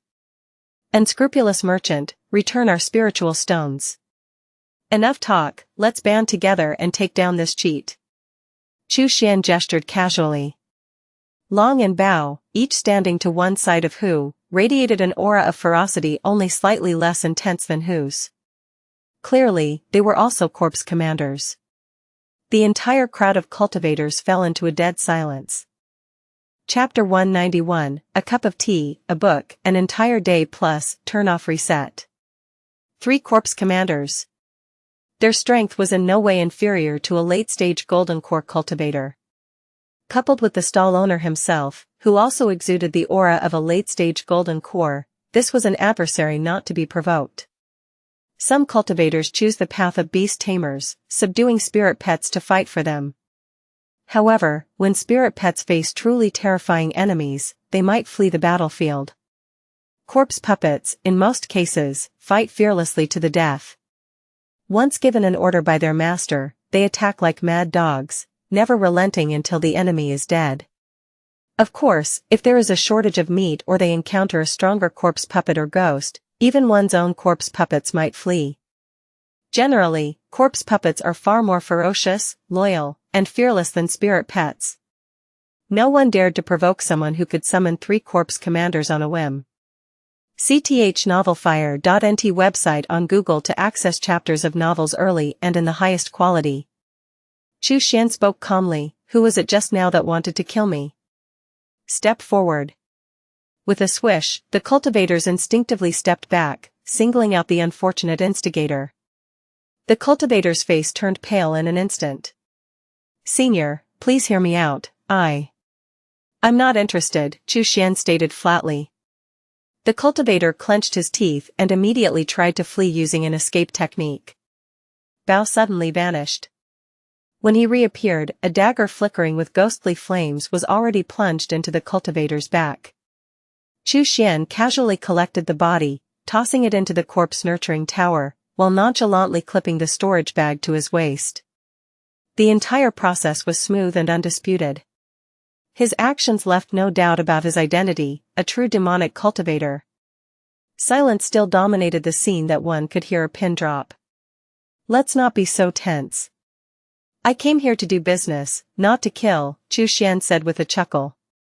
Only then did the cultivators manage an awkward smile and begin approaching to buy his goods.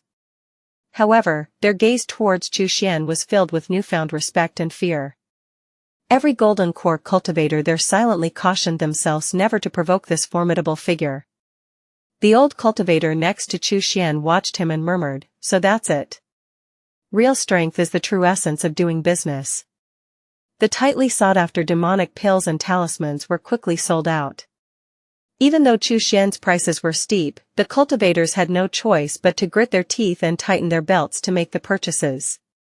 Before noon had even arrived, Xianxia's stall was completely sold out.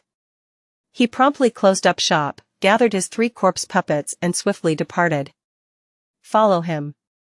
Several shadows darted through the crowd, coldly fixating on Xianxia's retreating figure and chasing after him. Xianxia caught a glimpse of them from the corner of his eye and couldn't help but let out a cold laugh. He had anticipated that unveiling so many demonic pills and talismans and tending to 3 corpse puppets would attract certain individuals' attention. Taken from Royal Road, this narrative should be reported if found on Amazon. The Majestic Sword Sect and the Celestial Sound Zen Temple, both proponents of accumulating virtue, believed that rearing corpse puppets necessitated the slaughter of numerous mortals, certainly accruing vast amounts of bad karma. If they could eliminate Xianxia, the demonic cultivator, his amassed evil deeds would convert into their virtue. Killing a deeply wicked demonic cultivator could yield more virtue than saving hundreds of thousands of mortals. It was likely that the cultivators from these two sects would relish the opportunity to eradicate him. "I'm not playing this game with you," Xianxia muttered as he retracted his 3 corpse puppets into the corpse-nurturing tower. He then expended some of his merit to activate the Mahayana Swift Escape, a technique that instantly boosted his escape speed to the extreme, disappearing into the vast wilderness in a blink. The 3 pursuing monks from the Celestial Sound Zen Temple were dumbfounded. What kind of speed is that? Is that even possible for a golden core stage cultivator? The leading monk, Yuan Ming from the Celestial Sound Zen Temple, his expression grim, ordered, "Have all the junior brothers in the city come out and join the search for this demon. He carries immense evil deeds and surely cannot enter the city. He must have a hideout somewhere outside," he continued. "Focus the search on nearby caves and caverns." The 2 monks beside him nodded immediately, yes. As other cultivators looked on bewildered, about 8 golden core monks from the Celestial Sound Zen Temple surged out of Righteous Tao City, seeking traces of the demonic cultivator. They also enlisted numerous other golden core cultivators, hoping they could assist in the search. Since Yuan Ming was an honorary elder sponsored by the Duan family, the Duan family's cultivators naturally participated as well. Soon, a vast net was cast, thoroughly searching every inch of land within 100 li of Righteous Tao City. Duan K, too, was one of the Duan family's cultivators dispatched to hunt the demonic cultivator. However, he understood the true essence of the task at hand. Finding a shaded spot, he settled down with a cup of tea and a book, content to spend the entire day there. To think they would duel in such a posture, even managing to fight atop an alchemy furnace in the alchemy room. "SSS, one is never too old to learn," he exclaimed. At that moment, footsteps approached. "Benefactor Duan, why are you reading here?" "Oh, is that an erotic painting?" Duan K looked up. He coughed discreetly and subtly tucked away the book illustrated with images of men and women fighting. Then, with feigned surprise, he exclaimed, "Master Huikong, is that you?" By this time, Xianxia had already reassumed his identity as Huikong, the high monk from the Golden Dragon Temple. He smiled and said, "This humble monk has been out clearing ancient beast carcasses, and this morning I found only about a dozen nether crocodile corpses." Duan K chuckled. "Nether crocodile bodies are tough, making them difficult to kill. Their carcasses aren't commonly found on the surface, one must venture into caverns to find them." Xianxia nodded. "I see, I have learned something new today." Duan K glanced around and whispered, "Master Huikong, you should return to the city. The Celestial Sound Zen Temple is currently searching for a demonic cultivator, and I'm concerned you might draw their attention."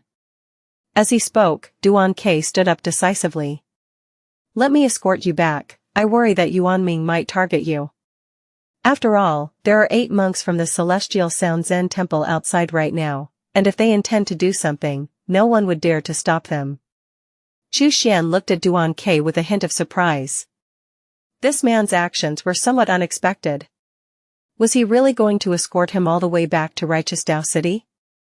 "Such kindness is deeply appreciated," Xianxia intoned a Buddhist chant and pressed his palms together in thanks. "It's nothing," Duan K replied with an embarrassed smile. "I've always felt regret that the Duan family didn't take you in as an honorary elder." Together, they headed toward the city. As they approached, however, they unexpectedly came upon 2 monks from the Celestial Sound Zen Temple who were killing 2 cultivators. In the blink of an eye, the 2 cultivators were fatally wounded, their lives extinguished. The monks even spat on their corpses afterward. Demonic cultivators, they all deserve to die." Duan K recognized one of the monks. It was none other than Yuan Ming. His heart sank. But now that they had been spotted, there was nothing to do but greet them. Duan K cheerily called out, "Master Yuan Ming, what a pleasant coincidence to meet you here." Yuan Ming nodded slightly, his gaze shifting past Duan K to land on Xianxia. He recognized Xianxia, of course. Heretics were even more despised than heretical cultists. From the first day Xianxia arrived in Righteous Tao City from Mystic Azure Star's Golden Dragon Temple, Yuan Ming had known about him. "Huikong?" I've long admired your reputation, Yuanming said, twirling the twin moon-ringed sabers in his hands, his smile ambiguous. How about a spar with this humble monk? Duan Kei's expression shifted rapidly.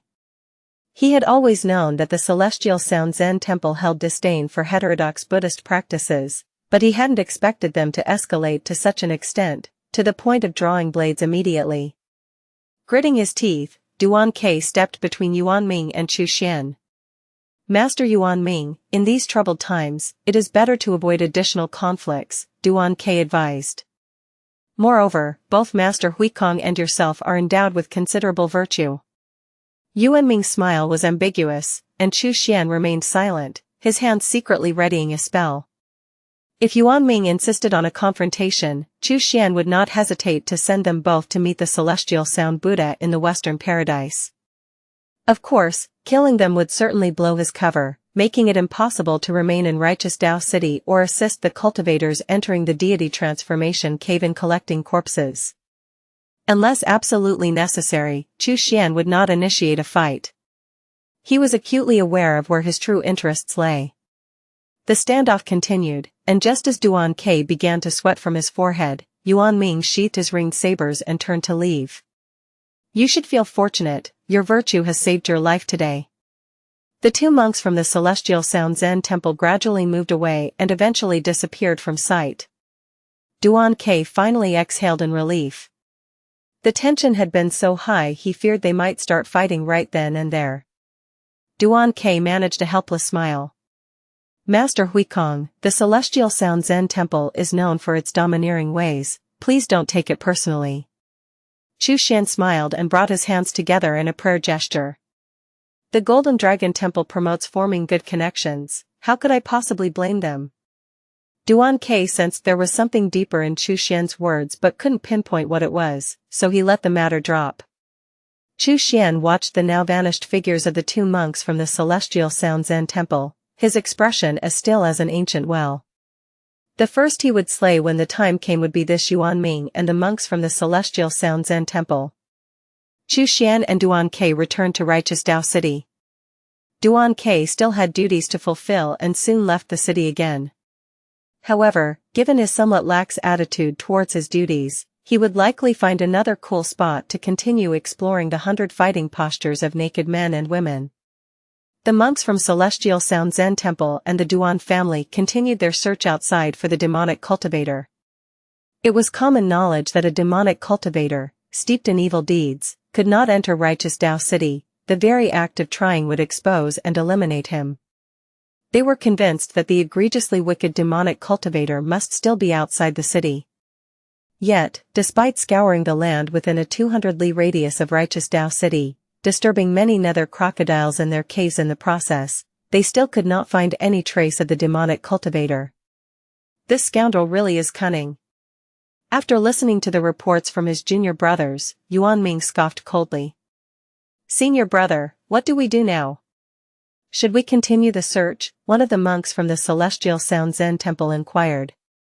After a moment's thought, Yuanming responded, at dawn tomorrow, secure the temporary market. Keep a close watch on everyone. The demonic cultivator might not show up himself, but it's possible he might send someone else to sell his goods on his behalf. Anyone selling demonic pills or talismans must be detained for questioning. This book's true home is on another platform. Check it out there for the real experience. Yes, his subordinates replied. Of course, they were mistaken. The demonic cultivator they assumed was hiding in a cave outside the city, steeped in evil deeds, had already nonchalantly walked into Righteous Tao City. Back in his dwelling after his return, Chu Xian immediately traveled to Blue Star, summoning the core leadership of Black Blade. He distributed several inferior physical cultivation techniques among them. These techniques varied, some specialized in defense, others in offense, some in speed, and others focused on vitality maintenance. He intentionally withheld the advancements of these techniques, distributing only enough to reach the 10th level of body refinement. Superhumans on Blue Star had been stuck at level 9 for a long time, with all seeking ways to ascend to higher echelons but never finding the right path. Chu Xian's gifts were like opening doors to a new world for them. Blackblade initiated a massive body refinement campaign. It wouldn't be long before these physical cultivation methods would spread across Blue Star. Eventually, Blue Star might transform into a planet dominated by muscle-bound giants. Among billions of humans, Chu Xian believed there would be one or two extraordinarily talented individuals who might deduce the further stages of these physical cultivation methods. By then, he would personally teach them more advanced techniques. CTH Novelfire.net website on Google to access chapters of novels early and in the highest quality. As various powers converged, the atmosphere in righteous Dao City grew increasingly tense. The five forces, Majestic Sword City, Celestial Sound City, Feather Transformation City, Lei Family City, and Righteous Dao City, had all gathered, making the already crowded city even more chaotic. Fights and killings occurred frequently. But on this day, the discussions about who would enter the cave finally bore fruit. Chu Xian did not know who had made concessions and who had taken the lead. Like Duan, he stood atop the city walls, watching as a throng of cultivators entered the Great Chasm. Leading the charge were the nascent soul cultivators from the five major forces, followed by a not insignificant number of false soul cultivators, about 10. Behind them were numerous golden core cultivators, some from sects and others family retainers. As for those lesser golden core cultivators from smaller sects, sorry, there was no place for you. Just wait outside. After we've had our fill, maybe we'll leave you some scraps. However, the five major forces did not mobilize all their resources. Each faction kept two late-stage golden core cultivators outside to oversee things, guarding against any unforeseen circumstances. In the end, only those within the circle had a share of this cake. As for those outside the circle, they were left to their fate. Chu Xian and Duan, having seen enough, decided to head back to their dwelling. However, just as they were descending from the city walls, they encountered Fengxian. Accompanying him was a striking figure. Chu Xian took a moment to remember, she was the woman he had seen earlier with a companion named Lu Zhua, named Jin Chan. Now, however, Jin Chan was affectionately entwined with Fengxian, and there was no sign of Lu Zhua. Fengxian, noticing Chu Xian and Duan, wrapped his arm around Jin Chan's slender waist and laughed heartily. Fellow Taoist Huikong, why didn't you venture into the deity transformation cave? Duan, seeing him approach, felt somewhat awkward. Chu Xian smiled, my abilities are modest, so I chose not to take the risk. Fengxian chuckled lightly, what a pity, that is a cave of a deity transformation powerhouse. Surely there are treasures like the spirit-breaking spike, and yet you aren't tempted? Chu Xian gave a noncommittal smile, aren't you also absent from the cave, fellow Taoist? Shaking his head, Fengxian corrected him, fellow Taoist Huikong, you are mistaken about one thing, I no longer bear the surname Xiao. Chu Xian blinked in surprise. Fengxian declared solemnly, I have been adopted as a righteous son by the patriarch, and from now on, my name is Duan Fengxian. Chu Xian glanced at Duan, who responded with a wry smile and nodded.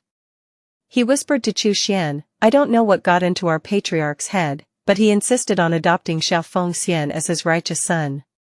After a brief pause, Duan added in a low voice, our patriarch has a penchant for handsome men. Chu Xian clicked his tongue. So that was it. Quite the play indeed. Fengxian, still smiling, advised, gentlemen, it's not a good habit to communicate telepathically in front of others. I might not hear it, but it's best not to do so. He then looked at Duan, right, my great-nephew? Duan managed another forced smile, yes, greetings, 16th uncle. Given the family rankings, Fengxian, now equated to the Duan family head Duan Song, indeed held the position of his uncle. Chu Xian and Duan continued their stroll within the city. With many cultivators having ventured into the deity transformation cave, righteous Dao City felt markedly desolate. The streets were mostly populated by early-stage golden core cultivators, with mid-stage ones rare to see. A cultivator at the 6th level of golden core could easily dominate all others in righteous Dao City, much like the proverbial king of the mountain when no tiger is around. Is that one wooing? He's here too. Chu Xian's gaze fleetingly caught a familiar figure hurrying past. It was his former master and now senior brother, Wan Wuying. Chu Xian was surprised to see him not entering the cave. Wan Wuying had once dared to venture into the ghost palace of the Nether Dao sect. Why would he hesitate now at a deity transformation cave? However, after spotting Zhao Wuya and Huang Yuanwu, Chu Xian roughly guessed their intentions. His senior brother clearly preferred to wait it out and reap the benefits later. Chu Xian's motivation was different. He sincerely wanted to collect the corpses of those cultivators. As for how Wan Wuying managed to sneak into Righteous Dao City, Chu Xian wasn't particularly curious. If Wan Wuying couldn't even infiltrate a city like Righteous Dao, that would be the real surprise. A golden core demonic cultivator who couldn't even alter his aura was truly a disgrace. Now, we wait. Chu Xian mused. The 5 major powers must have contingencies in place. I hope their moves provide me with some surprises. His main reliance now was on 4 arms, his 4-armed Ghost King. Although only a first-level Ghost King, 4 arms wielded 4 life-bound ghost weapons and could easily kill any false soul cultivator. Even a real nascent soul cultivator, if only at the early stage, was no match for him and would be utterly overwhelmed. Unless he encountered a mid-stage nascent soul cultivator, he was in a position of clear dominance. This realization made Chu Xian suddenly more alert. He had already investigated the nascent soul cultivators from Feather Transformation Heaven Palace, Majestic Sword Sect, Celestial Sound Zen Temple, as well as the patriarchs from the Duan and Lei families, were all at the early stage of nascent soul. The higher stage nascent soul cultivators seemed to be in more perilous outer realms, not this one. But that was just based on the information at hand. What if there were mid-stage nascent soul cultivators lurking in the shadows? What if some of these early-stage cultivators advanced to mid-stage in the heat of battle? No, for Arms's level had to be elevated. The struggle for the treasures within the deity transformation cave would take at least 2 to 3 months to resolve, right? Chu Xian pondered. While we wait, it's time to enhance 4 Arms's level. Let 4 Arms suffer the hardships, I'll bear the infamy. Chu Xian promptly used his usual method, cutting away 1/10 of his soul, and with the sky-shielding umbrella, he headed towards Soul Star. As soon as Chu Xian appeared, 2 Arms hurried over, exclaiming, "Father! You're finally here." His excitement was palpable as he continued, "Father, I've divined using the divination plate that I am about to become a Ghost King. Are you here to help me achieve that? I am fully prepared to ascend to the rank of Ghost King. Support the author by searching for the original publication of this novel." Chu Xian cleared his throat. "That's not quite why I'm here. I came to boost 4 Arms' level." Advancing from a Ghost Commander to a Ghost King required a massive amount of Ghost Souls. To elevate from a first-level Ghost King to a second level required roughly 70% of the Ghost Souls needed for the initial ascension. Chu Xian had already calculated how to allocate these resources efficiently. The excitement on 2 Arms' face momentarily stiffened. Chu Xian painted a pie picture for him, suggesting that he would certainly become a Ghost King eventually, but there was no rush. It was better for 2 Arms to continue his efforts for now. After a moment, Chu Xian casually asked, "Has anything significant happened recently?" 2 Arms shook his head. "No, the Soul Clan of the Slaughter faction hasn't dared to approach recently. Though, about a month ago, a group from the Husbandry faction tried to capture members of the Ascendant faction and inadvertently discovered our formation. They thought they could feast here. I couldn't tolerate that and turned them into the feast instead." "Ano?" Chu Xian nodded. "Any movements from the Ascendant faction?" 2 Arms nodded. "The Dark Cloud Squad visited once, bringing quite a few things, and again earnestly hoped I would join the Ascendant faction. I rejected them on the spot." Chu Xian nodded slightly. 2 Arms had reported before that the Ascendant faction had tried to make contact multiple times. The first couple of times, they hadn't brought any offerings. It seemed they had learned their lesson this time and delivered the goods directly. Chu Xian casually inquired, "What did they bring?" 2 Arms brought out the items, several soul techniques and some peculiar fruits that are quite tasty, good as snacks. They call these fruits infant soul fruits. Xian glanced at them. These so-called infant soul fruits carried a heavy qi, beneficial for ghost soldiers and generals, but had minimal effect on ghost commanders. For a ghost king, relying on these fruits for strength was less effective than absorbing the evil qi from the environment. These fruits are good. Plant some in the formation, perhaps their quality might improve, Xian commented nonchalantly. Yes, Two Arms nodded. Xian glanced over the soul techniques, shaking his head repeatedly. They were all mid-level soul techniques, not a single high-level technique among them. Even these mid-level techniques were inferior to the Slaughter faction's mid-level technique, the Spiraling Devour.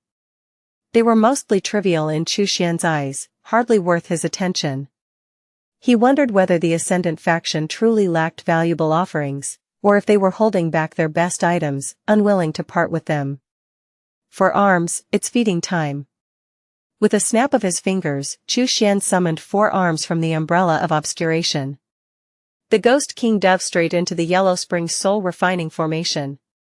After several days, 4 arms belched loudly, sticking half its head out of the formation with half a ghostly hand still in its mouth. It whimpered pitifully. 2 arms scratched his head. Dad, 4 arms says it's too full. Xian scoffed, even if it's full, it must eat. How can a ghost king be too full to eat? Is that reasonable? He added sternly. 4 arms looked even more aggrieved but had no choice but to burrow back into the formation and continue devouring spirits. For the first time it felt that eating could also be a torment. While 4 arms was busy eating, Xian took 2 arms for a stroll around the area. The landscape of Soul Star remained unchanged, devoid of any greenery. It was a land of pitch-black desolation. Every 100 kilometers or so, there was nothing but ruins that spoke of past glories. These remnants, like dead giants unable to decay, inherently repelled onlookers. I think this place should be renamed to Dark Soul Star, Xian mused internally. In the City of Light. Within a spacious palace, the petite queen of the Ascendant faction paced back and forth, a hint of irritation in her eyes. Why does that man continually refuse to join the Ascendant faction? She wondered aloud. Is it because the offerings I made were insufficient? I've already given him everything except high-level soul techniques and large infant soul fruits. He thinks too highly of himself. With a cold huff, the queen dismissed the thought. The individual's soul strength was comparable to a soul king but wasn't an actual soul king. If he were a true soul king, she would have sent people with high-level soul techniques and large infant soul fruits without a second thought. Saw the novel_fire. At website on Google to access chapters of novels early and in the highest quality. At that moment, a maid approached the queen, bowing respectfully. My queen, everything has been handled. We can evacuate now. The queen nodded, then let's go. Shortly thereafter, the queen, her guards, and 3 Ascendant faction squads quietly left, heading to another underground city. The other residents of the Ascendant faction were abandoned there. Among those evacuating were Yunqi, Zhaoxing, and Ma Nanshan. Yunqi, looking back at the underground city where he had lived for over a decade, couldn't help but sigh. Zhaoxing commented calmly, Captain, I remember you had the same expression when we evacuated from Dawn City last time. Yunqi gave a bitter smile. It was hard to accept. People are made of flesh and blood. He sighed, I know their memories are backed up by the Queen and can be regenerated in the new underground city with sufficient resources, but still. Ma Nanshan patted his shoulder, Captain Yun, life is full of departures and farewells. I've experienced this many times on Pegasus Star. Not to mention the tyrannical Golden Horse Empire on Pegasus Star, which killed my father, 2 uncles, my older brother, my second brother. Ma Nanshan said determinedly, as long as we maintain a vengeful heart, we can rise again. The sacrifices made by the Ascendant faction today will be repaid 100-fold on the Slaughter faction tomorrow. Yunqi shivered, what happened to the royal family of the Golden Horse Empire? Ma Nanshan waved his hand, of course, I wiped them out. That cruel and unjust royal family deserved to die. The Golden Horse Empire is now gone, broken into several federations. Suddenly remembering something, Ma Nanshan quickly asked, Captain Yun, you said you're also from Pegasus Star, what did you used to do? Yunqi coughed, I was. Zhao Sheng glanced at him and took over. Captain Yun used to be part of a small merchant family in the Golden Horse Empire, dealing in horses. Ma Nanshan was surprised and promptly gave a thumbs up, dealing in horses? That's a big business. And what about you, Zhao Sheng? Zhao Sheng thought for a moment. I dealt in horse feed. Ma Nanshan clicked his tongue in admiration. Both of you come from good families. Not like me, starting life as a prisoner's son. Yunqi and Zhao Sheng exchanged a look and silently shut their mouths. Perhaps it was best not to discuss Pegasus Star with Ma Nanshan anymore. The more they said, the more mistakes could be made. Yunqi smacked his lips, thankful he was just an easygoing minor prince of the Golden Horse Empire and not a direct royal. Otherwise, considering Ma Nanshan's recent remark, they might have ended up in a serious disagreement. By the way, why are we evacuating this time? Ma Nanshan scratched his head. I was just eating when suddenly we had to leave. You might be reading a stolen copy. Visit Royal Road for the authentic version. Zhao Sheng replied calmly, a scout from the Slaughter faction discovered the City of Light. He is under the command of the Black Crow Spectre King. Without a doubt, the Black Crow Spectre King and his Spectre followers must be on their way to the City of Light now. Ma Nanshan nodded in realization, then it's definitely time to run. Although he had only recently arrived at the City of Light, he understood that the Ascendant faction was no match for the Slaughter faction in terms of power.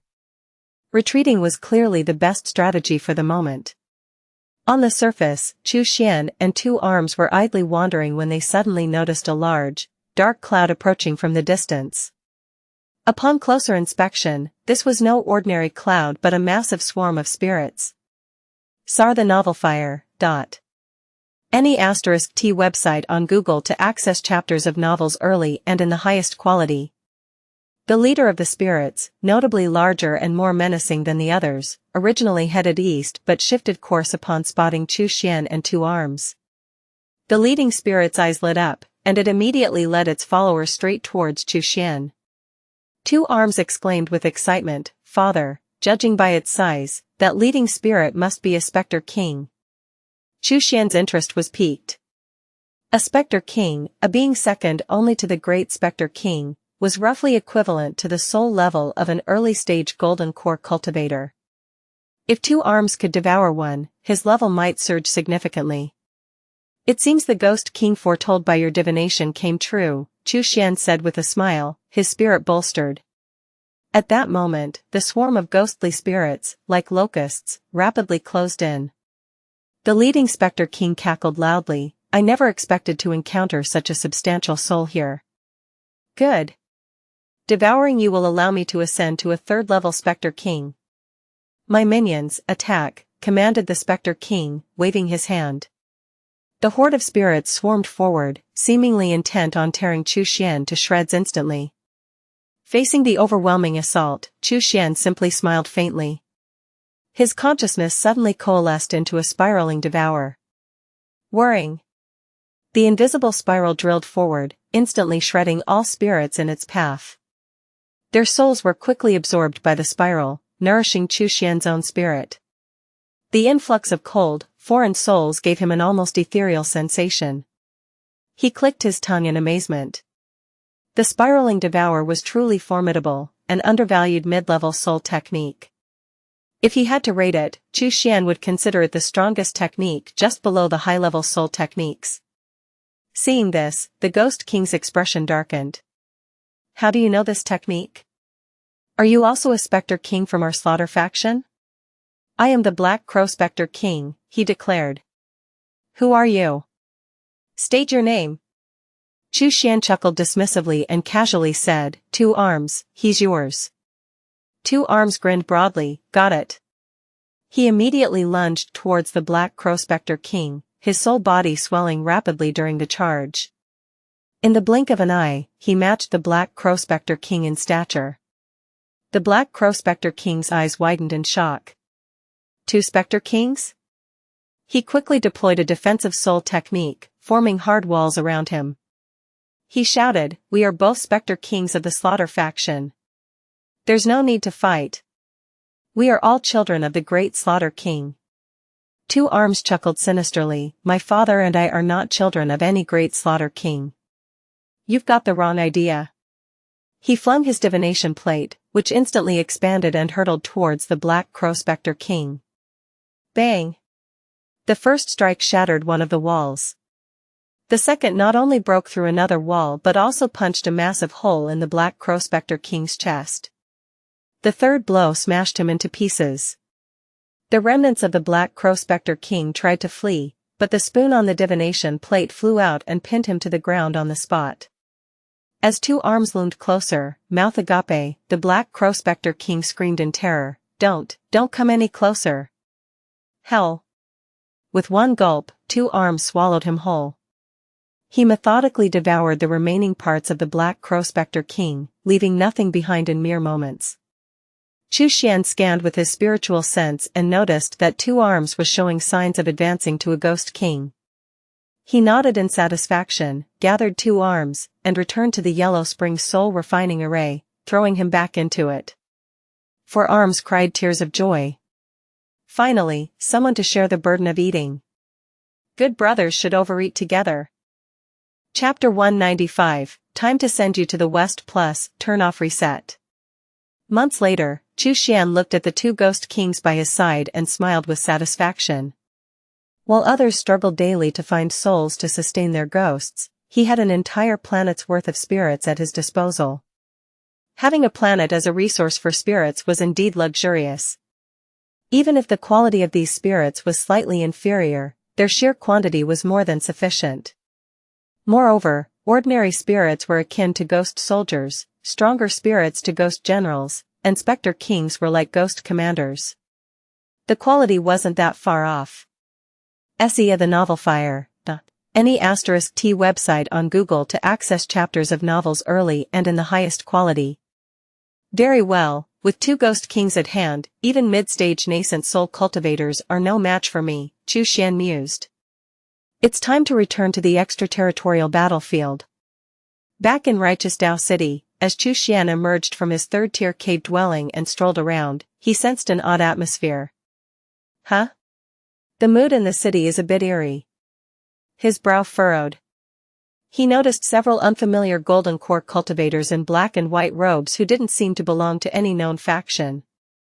Unfamiliar faces. Xianxia shook his head and contacted Duan via spiritual message. Soon, Duan replied, "Fellow Daoist Huikong, I am on the third floor of the Cloudy Tea House in a private room. Let's meet and talk." Moments later, Xianxia met with Duan at the tea house. Upon seeing him, Duan sighed heavily. "What's happened?" Xianxia asked, puzzled by his friend's demeanor. Duan spoke in a hushed tone, "Fellow Daoist Huikong, you've seen those strangers in black and white robes outside, right?" "I have." "Which faction do they belong to?" Xianxia inquired. Duan gave a bitter smile. "They're from the Reincarnation Divine Church." Xianxia raised an eyebrow in surprise. The Reincarnation Divine Church was a sixth-tier cultivation sect, a powerhouse. Why would they stoop to scrambling for resources with smaller sects? However, Xianxia quickly understood. Although a sixth-tier sect, the Reincarnation Divine Church also had many cultivators stuck at the Golden Core and nascent soul stages. Naturally, the emergence of a divine cave with resources capable of advancement like deity-nurturing elixir and soul-breaking spike would attract their attention. However, since the Reincarnation Divine Church was a higher-tier sect than the likes of Feathered Transformation Heaven Palace, the Majestic Sword Sect, and the Celestial Sound Zen Temple, their cultivators would undoubtedly be more powerful. The direct involvement of the Reincarnation Divine Church's cultivators seemed like an act of bullying the weak. "Have you ever encountered any of the Reincarnation Divine Church's nascent soul cultivators, Benefactor Duan?" Xianxia asked casually. Duan nodded, "Yes, I've met one named Yun Zhongyu. He is a prodigy among the nascent soul cultivators of the Reincarnation Divine Church, achieving golden core at the age of 120 and nascent soul at 300. His future is boundless. The other cultivators from the Reincarnation Divine Church generally maintain some dignity and do not compete with 5th-level sects for resources. Enjoying this book? Seek out the original to ensure the author gets credit. As he spoke, Duan couldn't help but let out a wry smile. However, this Yin Zhongyu is notorious for using all means at his disposal. He has ventured into the hazardous battlefields more than once, seizing resources from lower-level sections. Chu Xian nodded slightly. The extraterritorial battlefields were divided into hazardous, perilous, and extreme levels based on the danger they presented. Only golden core and nascent soul cultivators were permitted into hazardous battlefields to clear out ancient beast remnants. Deity transformation beings were forbidden entry as their overwhelming power could destabilize these battlefields, potentially leading to their premature collapse. The rest of the Reincarnation Divine Church's cultivators, relying on their status, had never descended to the hazardous realms to claim their share of the spoils. Yun Zhongyu's willingness to shed his pride, coupled with his impressive talent, explained his rapid advancement in cultivation. As for those golden core cultivators of the Reincarnation Divine Church, most are followers of Yun Zhongyu, all eager to partake in the treasures of the deity transformation being's cave. Duan continued with a long sigh. It seems they prefer to wait and capitalize on others' efforts. Duan sighed again, his concern apparent. I wonder how our Duan family cultivators are faring inside the cave. The situation inside the city has been communicated to them via spiritual message. It remains to be seen if they can hear it. Most caves of deity transformation powers possessed the ability to block sound, Chu Xian reasoned. Those inside would likely learn of the happenings in Righteous Dao City only after exiting, by which time it might be too late. Yun Zhongyu, with his disregard for face, attacking lower-level sects in a perilous realm, would unlikely waste words. More likely, he would exterminate all who emerged from the cave and claim all treasures for himself. Fortunate for himself, Chu Xian mused, to possess 2 Ghost Kings equivalent in power to nascent soul cultivators. Otherwise, with his mere 8th-layer golden core cultivation, he would stand no chance in the upcoming opportunities. The backing of 2 resource-rich planets truly made a formidable edge. As Duan took a sip of tea, he suddenly remembered something and lowered his voice again. Fellow Taoist Huikong, I've heard that the 2 monks from the Celestial Sound Zen Temple stationed in the city are investigating you. They might be planning to make a move soon. Chu Xian couldn't help but chuckle. Well, I haven't even made my move yet, and here they are, delivering themselves to my doorstep. Dragon Buddha above, this humble monk harbors no enmity with any soul. Yet the Celestial Sound Zen Temple presses upon us so fiercely, should there be no other choice, I have to, alas, break my vow of non-violence. Chu Xian clasped his hands in prayer, chanting the sacred Buddha's name solemnly. Duan raised an eyebrow. Fellow Taoist Huikong, can you really overcome them? With a face full of devout confidence, Chu Xian proclaimed, the Dragon Buddha worshipped at my Golden Dragon Temple surpasses the Celestial Sound Buddha in might. I believe that when the time comes, the Dragon Buddha will surely aid me. Duan smacked his lips thoughtfully and pulled a demon charm from his storage bag, placing it into Chu Xian's palm. With seriousness, he said, fellow Taoist Huikong, I don't have many friends, but you are certainly one. I don't have much to offer for protection. This was bought from a demonic cultivator stall. I'll give you one though the charm is sinister, it's merely a tool. The sin lies with the maker, not the user. Do not worry, fellow Taoist Huikong.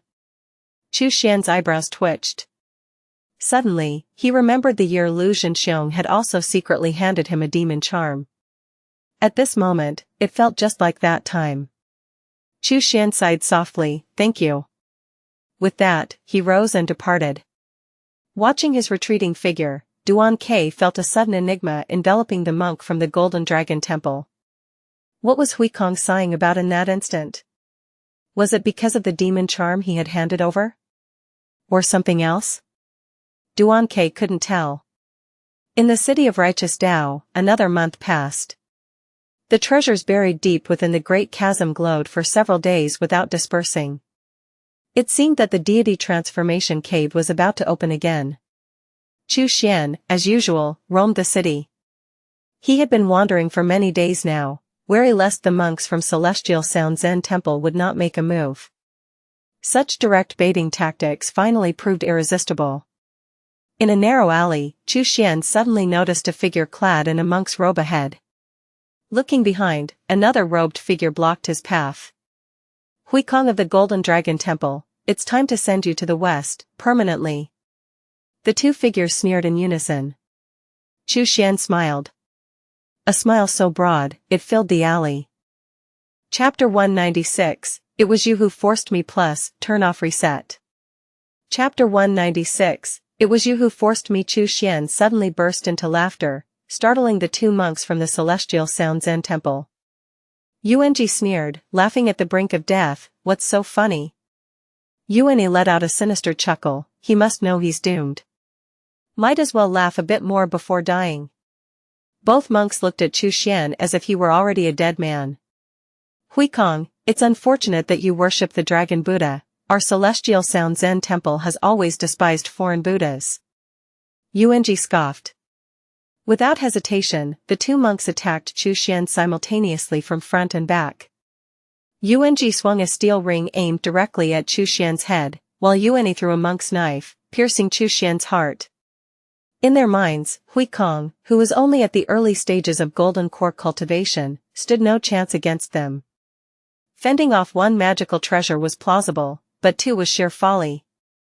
Dragon Buddha above. Today, even I must break my vow of non-killing, Chu Xian sighed deeply. It was you who forced my hand. With those words, he gestured with his hand, and a colossal umbrella that obscured the sky suddenly appeared. A dark four-armed shadow burst forth from under the umbrella. Clang, clang. The two magic treasures fell to the ground, their light completely extinguished.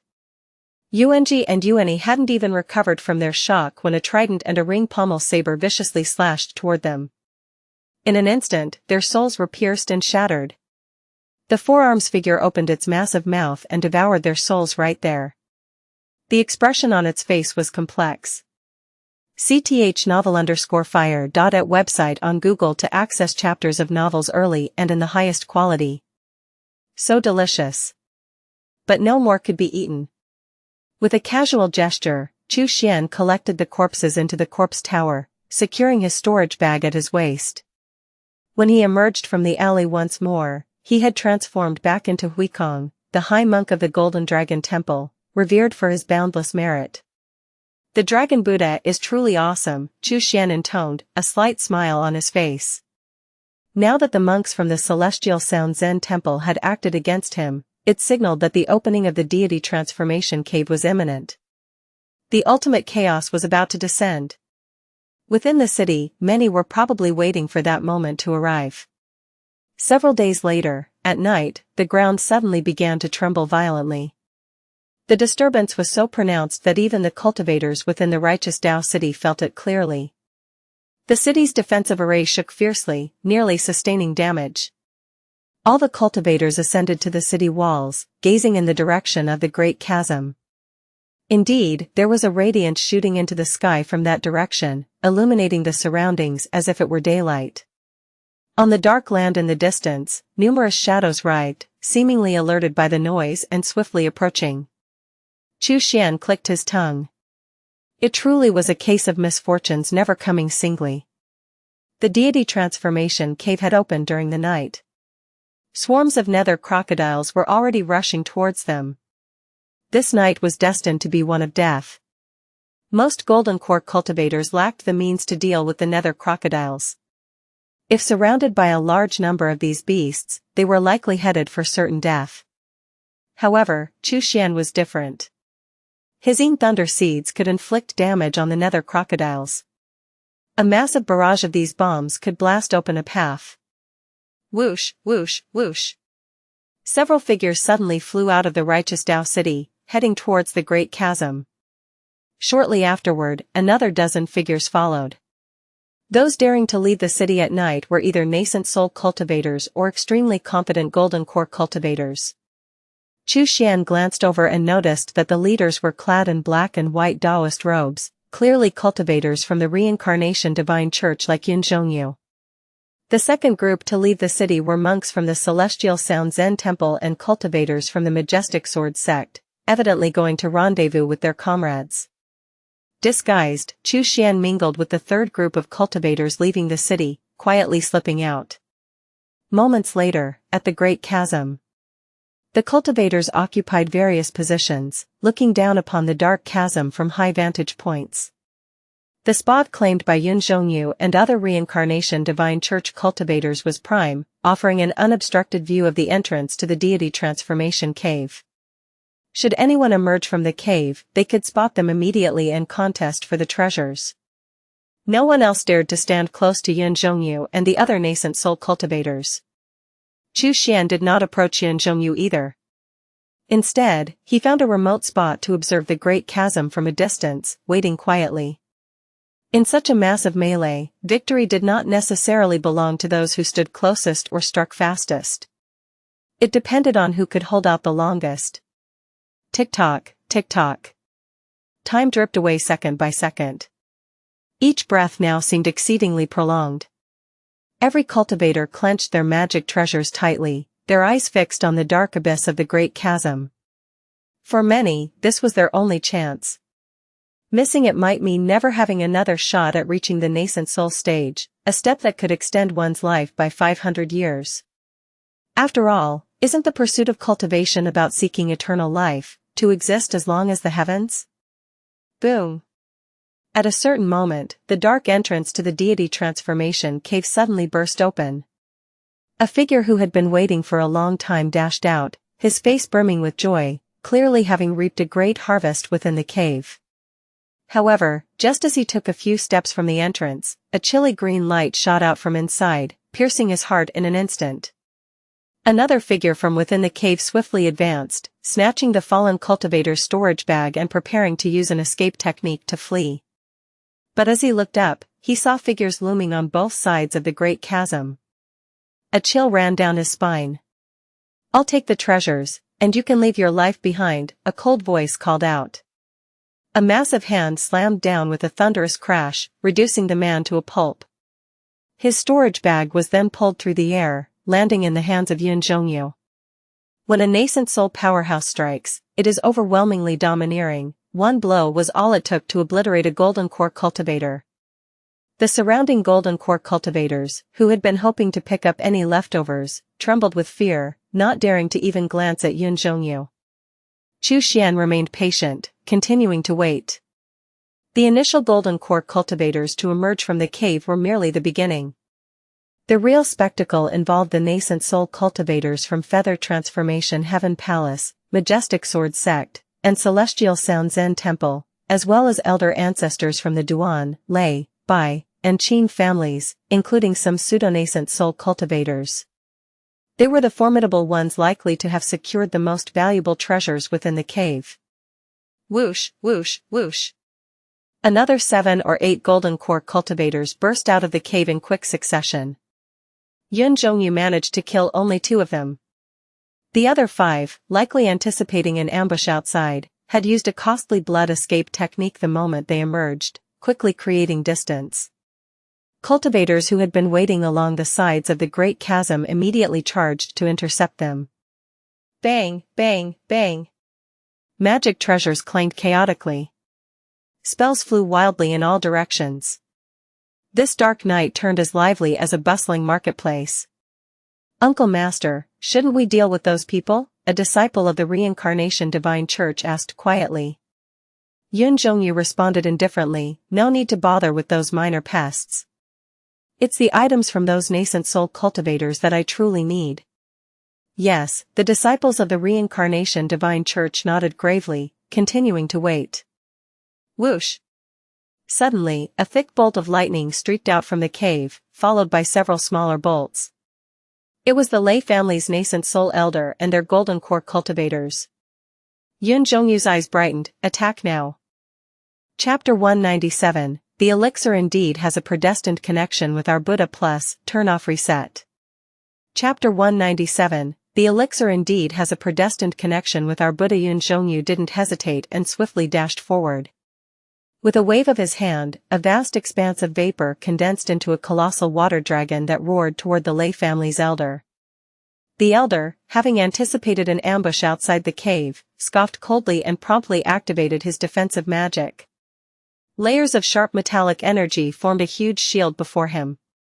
However, when the water dragon struck the shield, the immense force caused the elder's expression to change drastically. CTHNovelFire.net website on Google to access chapters of novels early and in the highest quality. Boom! The shield of sharp metal was utterly shattered on impact. Although the water dragon had spent 2/3 of its strength, the remaining third slammed solidly into the Lei family elder. A flash of light at his chest shattered with a crack, and his body was flung into the dark night. Yun Zhongyu snorted coldly, leaving a command as he pursued further: handle them here. Leave none of the golden core cultivators from the 5 great powers alive. Yes, responded the golden core cultivators of the Reincarnation Divine Church in unison. In the deep darkness of the night, flashes of light from the battle between nascent soul cultivators flickered. The Lei family elder grunted painfully, his voice filled with disbelief. Yun Zhongyu. You, a nascent soul elder of the Reincarnation Divine Church, dare to stoop to such a lower-level battlefield. Aren't you ashamed? Yun Zhongyu replied with a cold laugh. Ashamed? When I achieve deity transformation, who will dare utter a single word against me? Boom, boom, boom. Powerful spells clashed fiercely. From the intensity, it was clear that the Lei family elder had tapped into the essence of his nascent soul. Once one resorts to using the nascent soul's essence, it means a fight to the death. At that moment, several more figures shot out of the cave, and their escape speeds extremely fast, obviously nascent soul cultivators. Shangguan Hao. Wei Ji. Hand over the deity-nurturing elixir to me, demanded Duan Xiao, the elder ancestor of the Duan family, his expression dark. I saw it first.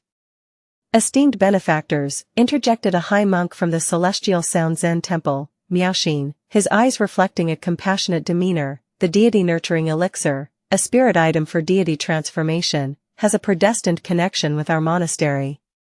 Those without this destiny should not take it away. Wei Ji, a nascent soul cultivator from Feather Transformation Heaven Palace, let out a sinister chuckle. The deity-nurturing elixir is for those who find it. I merely took my share. Shangguan Hao took much more. Go after him, he pointed out as he headed east, while Shangguan Hao went west.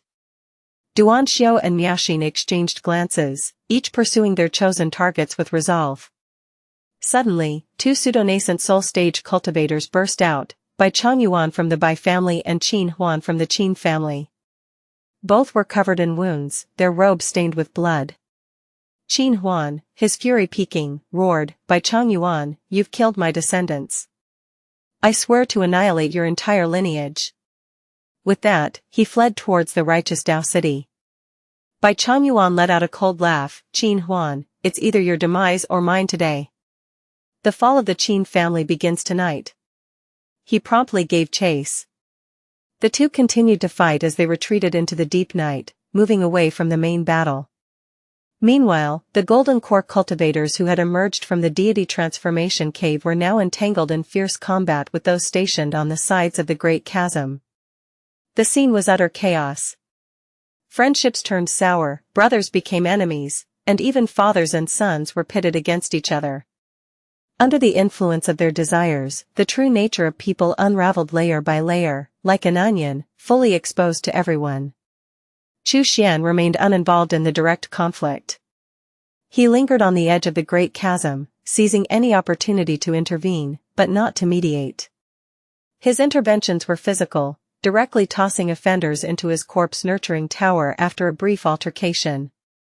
From this scavenging, Chu Xian managed to secure 7 storage bags, though their contents were mediocre. These individuals had probably not ventured deep into the cave and had hurried out as soon as it reopened.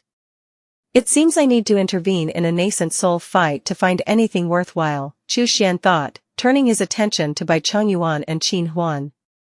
He noticed something odd about the duo. They appeared to be fighting fiercely, but in reality, They were merely putting on a show, fighting while retreating, seemingly eager to return to the righteous Dao city. Chu Xian wasn't the only one to notice. Yuan Ming of the Celestial Sound Zen Temple also sensed something amiss and quickly communicated his suspicions to the high monk Miaoxin. Miaoxin pondered briefly, then abandoned his pursuit of the elusive Wei Ji, turning instead to chase after Bai Changyuan and Qin Huan. Compared to other nascent soul cultivators, these two pseudo-infants seemed easier targets. During their earlier skirmish within the cave, he had felt that their behavior was suspicious. They seemed to be engaged in a deadly battle, blood flying and secret techniques frequently deployed, yet there was no clear outcome. Initially, Miaoxin thought it might just be a trivial skirmish. Now, he suspected that the duo might have obtained a significant treasure and were staging their fights as a retreat strategy. If they managed to return to the city and utilize its defensive formations, it would be too late to intervene. As Miaoxin propelled himself with his fastest escape technique toward Bai Changyuan and Qin Huan, the latter two were in the midst of a revealing conversation. Heh, no one would guess that we're just putting on a show, Bai Changyuan chuckled softly. Qin Huan shook his head, cautioning, we should still be careful. Our constant fighting in the cave might have drawn some attention. Bai Changyuan nodded in agreement, then expressed with a sigh, the real treasure of the deity transformation cave isn't the deity nurturing elixir or the soul-breaking spike, but these two pieces of miraculous jade. If I'm not mistaken, once fully refined, they will surely form an innate spirit body, he speculated. Qin Huan also nodded somberly, indeed, with this jade, our families will surely be able to nurture a nascent soul cultivator in the future. Our family's revitalization is in sight. The two exchanged a look, seeing the joy in each other's eyes. They were both near the end of their lifespans and had reached the limits of their potential. Such treasures would naturally not be wasted on themselves, that would be a squander. If used on a family descendant with excellent spiritual roots, within 300 years, they could definitely cultivate a nascent soul cultivator. Even in death, they would rest easy knowing this. Their reason for cooperating was simple. Their competitors were all nascent soul cultivators, and there were surely others lying in wait outside the cave. As mere false nascent soul, their chances of escaping with the miraculous jade were slim. Thus, deception was their chosen strategy, planned even before entering the cave. While they were pleased with their plan, a voice suddenly interrupted their satisfaction. Why are esteemed cultivators so joyful? Might you share your joy with this humble monk? Could it be that you have something on you that is destined for our celestial Sound Zen temple? Miaoxin emerged from the misty darkness, appearing before them. His muscular physique made his loose kasaya look like a tight garment. Bai Changyuan and Qin Huan, who had been laughing moments before, suddenly turned pale with shock. They couldn't believe that their act had been seen through. This monk senses that the esteemed cultivators indeed possess something destined for our Buddha, Miaoxin said, his smile broadening. Please leave it behind. The Buddha is merciful, it won't be painful. As his words faded, two shadows suddenly swept from his body. His kasaya, like a dark cloud, enveloped Bai Changyuan while 36 prayer beads, like steel balls charged with lightning, targeted Qin Huan's vital points. Unseen on the ground, additional shadows crept stealthily forward, adding to the ambush. Chapter 198, My Virtue is Immense. Moments later, Bai Changyuan's eyes bulged grotesquely like those of a goldfish, and he died, blood streaming from all his orifices.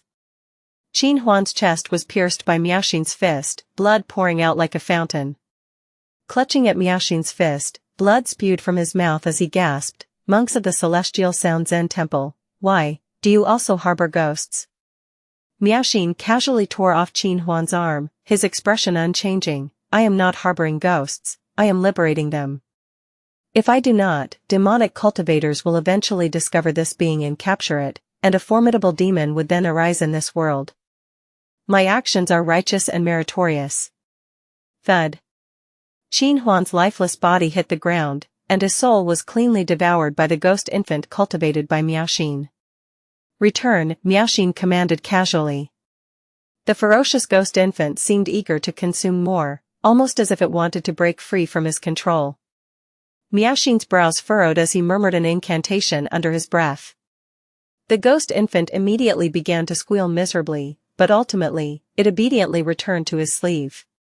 Good child, there will be more souls for you to consume shortly, be patient, Miaoxin said, his rough fingers gently caressing the ghost infant's head. Suddenly, the ghost infant fixed its gaze in a specific direction. Miaoxin raised his thick eyebrows and turned around. Who's there? Why skulk in the shadows? A figure emerged from the darkness, Xianxia. He observed the ghost infant in Miaoxin's sleeve and smiled slightly. Huikong from the Golden Dragon Temple. I have long admired Master Miaoxin's renown. Miaoxin sized up Xianxia and said flatly, Golden Dragon Temple? I remember now, you are the one Yuanming mentioned. Xianxia smiled faintly. Miaoxin remained calm. You not only don't flee but also show yourself before me. What makes you so confident? Xianxia laughed heartily. No particular reason, I just wish to request something from Master Miaoxin. What is it? Miaoxin asked. Your life. As the words fell, the two struck out at the same time. The sounds fell from Miaoxin's mouth, forming intricate Sanskrit Buddha characters. This is a unique method of the Celestial Sound Zen Temple. Miaoxin was uncertain of how long Xianxia had been watching from the shadows. He had utilized his kasaya and prayer beads earlier, leaving his sound wave magic as the yet unseen technique. However, he was not overly concerned about Huikong. As Yuanming had informed him, Huikong of the Golden Dragon Temple was merely a minor golden core cultivator. Besides a layer of merit wheel, he seemed unremarkable.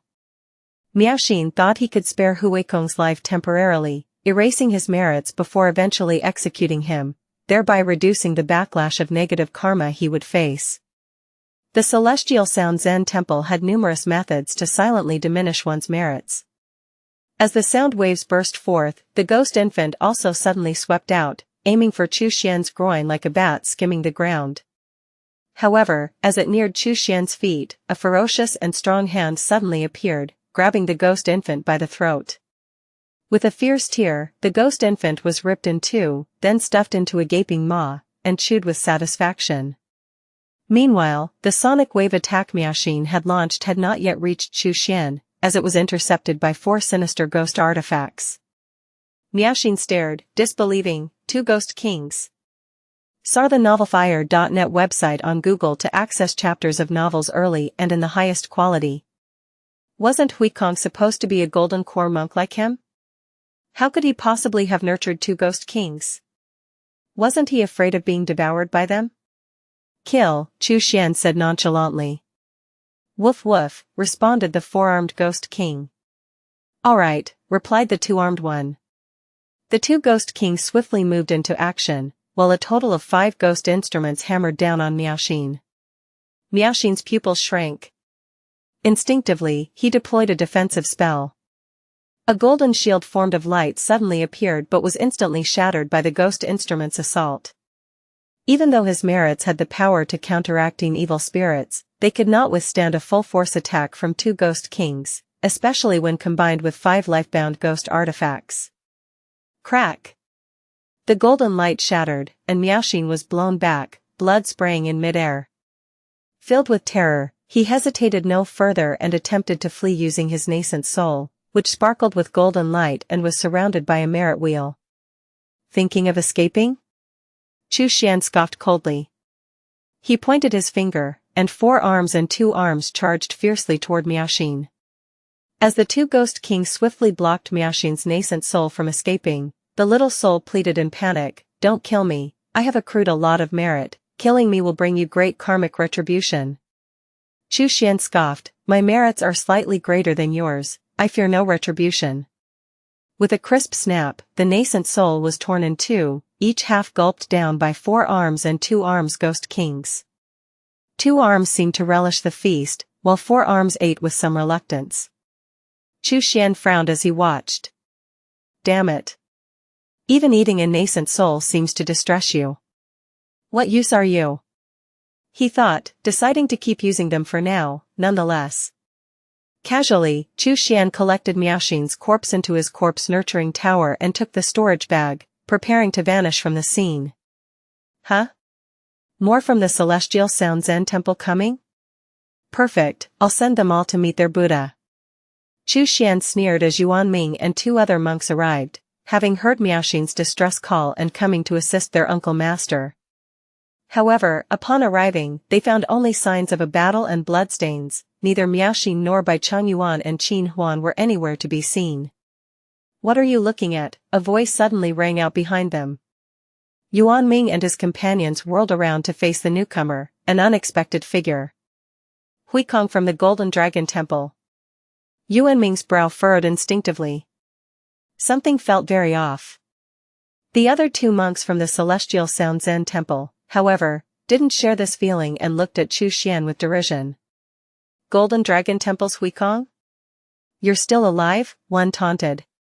Pfft, looks like you've been hiding in the cave all this time, avoiding Yuanji and Yuani's attack, the other mocked. Now you've walked right into our arms. You're really seeking death, they jeered. That thing you worship, what's it called, the Dragon Buddha? We'll send you to meet him. The unease in Yuan Ming's heart deepened. He couldn't help but ask, where's our uncle master?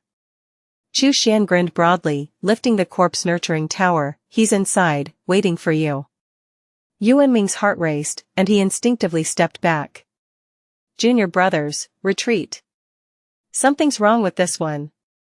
But as he caught a glimpse from the corner of his eye, he saw a massive ghostly shadow yank the souls right out of his junior brothers' bodies.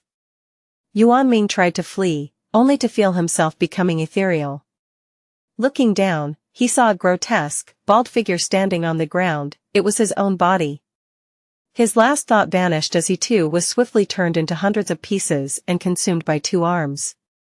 After slaying Miaoxin and Yuan Ming among others, Chu Xian felt no backlash of negative karma. Upon introspecting, he found his 3 layers of merit wheels still intact. It seems the merit wheels don't just add up, they multiply exponentially. Killing 2 with a single layer of merit wheels is nothing to me. Chu Xian smacked his lips. He recalled 4 arms and the 2 arms, disappearing back into the dark night. The hunt was far from over. Chapter 199, Acquired Miraculous Jade. The deaths of Miaoxin, Yuan Ming, and others did not cause even a ripple in the long, dark night. After all, in such pitch darkness, who could see anything? How could anyone know that a nascent soul cultivator had fallen? At most, someone might suddenly realize, why have the people from the Celestial Sound Zen Temple suddenly disappeared? cthnafire.at website on Google to access chapters of novels early and in the highest quality. Meanwhile, other battles continued elsewhere. Duan Xiao, the elder of the Duan family, pursued Shangguan Hao but ended up severely injured by him and was forced to flee. Hindered by a group of nether crocodiles, Shangguan Hao also had to give up the chase. Miaoxin had initially pursued Wei Ji but then chose to chase Bai Changyuan and Qin Huan instead, a decision that ultimately led to his death by Chu Xian's hand. Wei Ji, after making a full circle, returned to the vicinity of the Great Chasm, now harboring thoughts against Yun Zhongyu. Though he had not seen Yun Zhongyu before, he recognized the black and white Taoist robes of the Reincarnation Divine Church. Combining this with Yun Zhongyu's notorious reputation, Wei Ji could guess who was so brazen as to scavenge resources on such a dangerous battlefield. The Reincarnation Divine Church, they'll eventually target our feather transformation heaven palace anyway, might as well find an opportunity to kill him now, Wei Ji thought, his eyes gleaming cruelly as he watched 2 figures fighting in the distance. He had learned from various cultivators in this extra-mundane battlefield about Spirit Feather True Master secretly hoarding the turbid world Blue Lotus. The Reincarnation Divine Church had a reputation for ruthlessly killing a powerful deity transformation being just like that. This ruthlessness deeply unsettled Wei Ji, who suspected that the Reincarnation Divine Church might already be covertly instigating lesser sects against the Feather Transformation Heaven Palace. For this reason, he wanted to strike first. Yun Zhongyu was exceptionally talented and had experienced many fortuitous encounters. If Wei Ji could kill him and seize his treasures, his own prospects would be immensely bright. However, after watching Yun Zhongyu battle Lei Mingyang, the elder from the Lei family, for just a short while, Wei Ji's expression changed. Yun Zhongyu's capabilities were formidable. Lei Mingyang, a well-known nascent soul cultivator, was constantly under pressure from Yun Zhongyu. If not for Lei Mingyang's abundant life-saving treasures, he would probably have already been slain by Yun Zhongyu. Swallowing hard, Wei Ji's initial ambition faded completely. Plop. As Lei Mingyang's nascent soul fled in terror, abandoning both his storage bag and body, Wei Ji's thoughts cleared completely. Having fought with Lei Mingyang inside the cave, he knew they were evenly matched. Perhaps I should find someone else to challenge. Wei Ji gave a resigned smile as he began searching for Miaoxin, Bai Chang Yuan, and Qin Huan. Unbeknownst to him, all three had already perished. Humph, these people are indeed cunning, he muttered to himself. In the meantime, Yun Zhongyu casually dissipated the magic in his hand. His recent clash with Lei Mingyang had been immense, drawing many spectators. Naturally, many hoped to see both warriors grievously wounded, ready to swoop in and scavenge. However, seeing Yun Zhongyu emerge almost unscathed and severely wound Lei Mingyang, forcing him to abandon his treasures and flee as a nascent soul, the onlookers swiftly curbed their greed. After all, a tiger at its peak and a dying tiger are entirely different prospects. Catching Lei Mingyang's fleeing nascent soul might prove useful, but Yun Zhongyu dismissed the thought as he scanned Lei Mingyang's storage bag with his spiritual sense and was profoundly disappointed. Others had misunderstood his goal. He was not after the deity-nurturing elixir. Being only at the mid-stage of nascent soul, he was still far from the late stage, with at least 100 years left to slowly seek out the items necessary for deity transformation. What he sought was the acquired miraculous jade within the cave. Long before the cave's emergence, he had received intelligence about it and, after several covert verifications, had confirmed its existence. The cave's master was a prodigious deity transformation cultivator from the Reincarnation Divine Church, 2,000 years ago, a notorious renegade responsible for countless slaughters. His greatest achievement was this acquired miraculous jade. Essentially, he had extracted the innate spirit bodies from numerous uniquely talented cultivators and attempted to embed them in various spiritual objects of heaven and earth. Most of these attempts failed, but a few succeeded, resulting in the creation of the miraculous jade. This formidable cultivator confided only in his closest junior brother, who was Yun Zhongyu's master, the revered true master Tiansong. After the cultivator's unexpected death in a conflict between the Reincarnation Divine Church and the heaven-shaking Divine Sect, the knowledge of the jade's existence became obscured. True Master Tiansong, along with Yun Zhongyu, had searched for the cave on extramundane battlefields for many years, never succeeding in finding it. Over the years, True Master Tiansong had all but forgotten about it, but Yun Zhongyu still vividly remembered. Unexpectedly, he discovered that the cave was hidden in this battlefield. Why was the acquired miraculous jade unparalleled in the world? If one's spiritual roots were compatible, refining and absorbing the jade could grant a corresponding postnatal spirit body. Even if the fit wasn't perfect, one might still acquire a weakened version of the postnatal spirit body. Yun Zhongyu was indeed among the elite talents within the Reincarnation Divine Church, but he was not without peers. Above him, there were two others, known as the Reincarnation Holy Children, a man and a woman who were the true chosen of the heavens. In 50 years, the next selection for Holy Children would take place. To ascend to the ranks of the Holy Children, Yun Zhongyu knew he had to employ every method at his disposal. The postnatal spirit body represented the quickest and best strategy he could conceive. In this desperate hour, I must resort to this tactic. Yun Zhongyu clenched his teeth. He had secretly extracted the soul and blood of the prodigious cultivator's descendant, refining it into a special magic treasure. His master had told him that when the prodigious cultivator had created the acquired miraculous jade, he had also mixed his own essence blood into it. Now that the cave had opened, someone must have acquired the miraculous jade. Using the descendant's blood soul as a guide might lead him to its whereabouts. Yun Zhongyu produced a blood-red disc. On its surface was a pitch-black, blood-stained needle. Upon closer inspection, the needle was evidently crafted from polished white bone. Wrapped around it were strands of essence blood and countless souls of the wronged. These were the souls and essence blood of 362 descendants of the prodigy. Seek. Yun Zhongyu formed an ancient seal with his hands and struck the blood-red disc. The needle immediately began to spin wildly, soon pointing in a specific direction.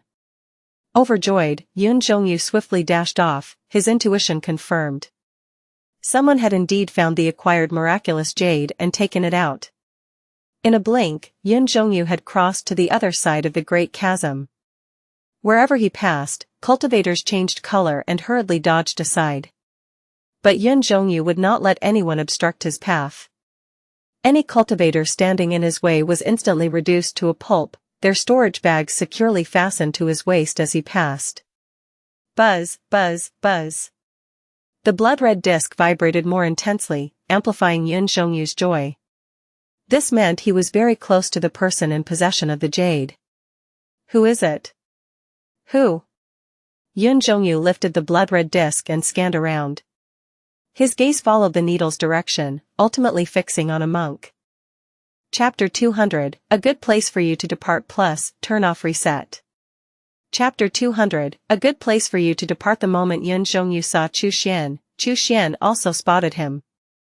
Die. Yun Zhongyu wasted no time, immediately activating a spell. A giant hand formed from condensed vapor lunged toward Chu Xian. In Yun Zhongyu's perception, his opponent was merely an early-stage golden core cultivator, an easy kill. Chu Xian's instincts screamed a warning. He recognized his opponent at first glance and was astonished that Yun Zhongyu would attack without a word. This efficiency was what surprised him most. Faced with the swiftly approaching giant hand, Chu Xian did not hesitate. He expended some of his accumulated merit to cast the Mahayana Swift Escape. In an instant, his body vanished from the spot, reappearing more than 10 zhang away. The water vapor hand grasped at empty air. Sir the Novel Fire, Any *T website on Google to access chapters of novels early and in the highest quality. Yun Zhongyu's expression turned to one of surprise. In that instant, the monk had burst forth with a speed that rivaled even early-stage nascent soul cultivators. This person indeed harbored secrets.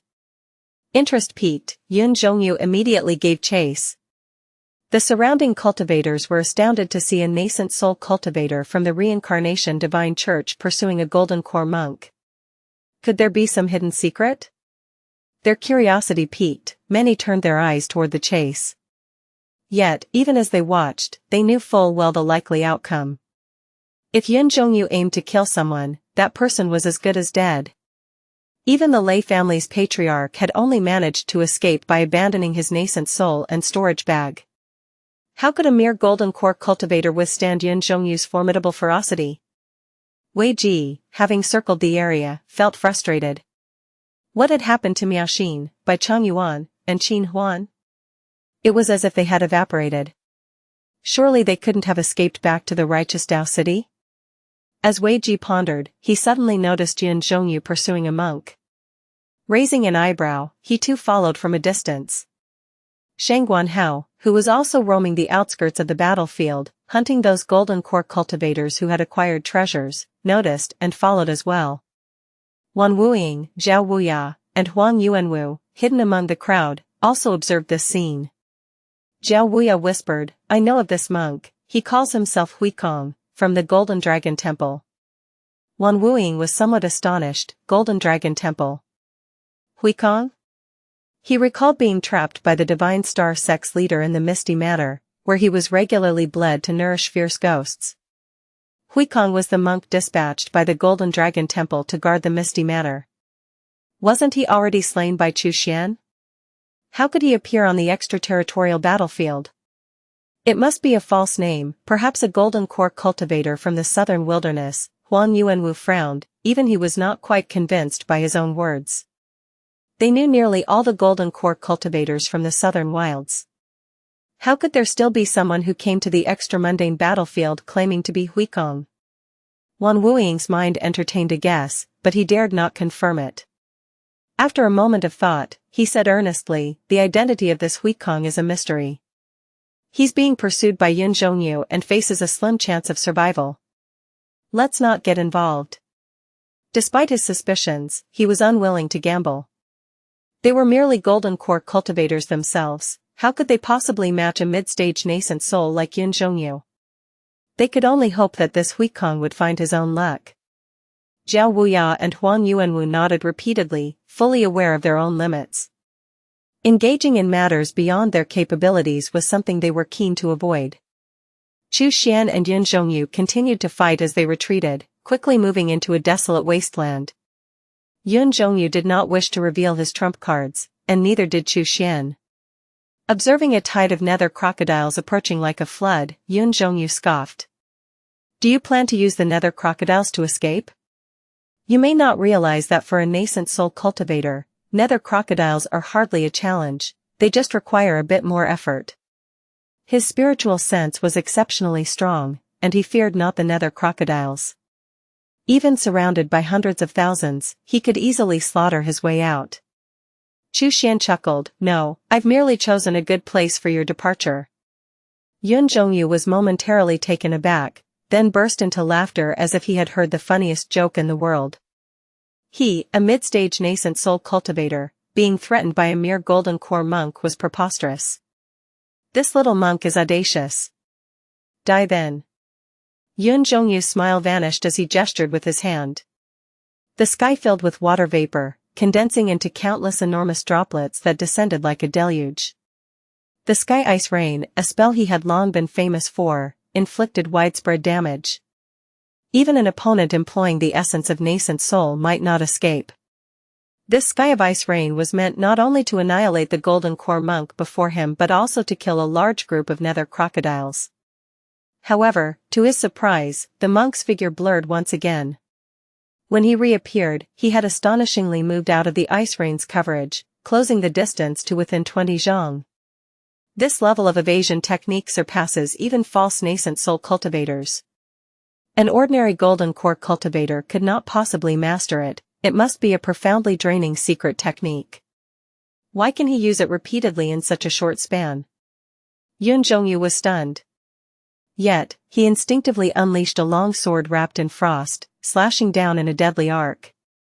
Chu Xian extended his hand, summoning a string of purple beads that suddenly flew out and unfurled, intercepting the frosty sword strike.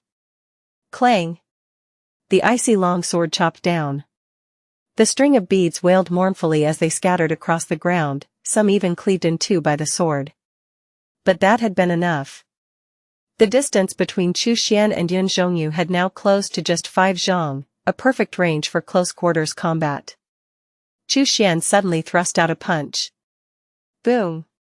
His fist honed through 30 layers of physical refinement, tore through the air, aiming straight for Yun Zhongyu's face. Yun Zhongyu quickly raised a defensive spell to block it. Bang! The defensive spell dimmed rapidly under the impact. He was taken aback. No wonder this man was so confident, he was a rare physical cultivator. And judging by his form, he must be at a high level of body refinement, possibly even at the 30th layer.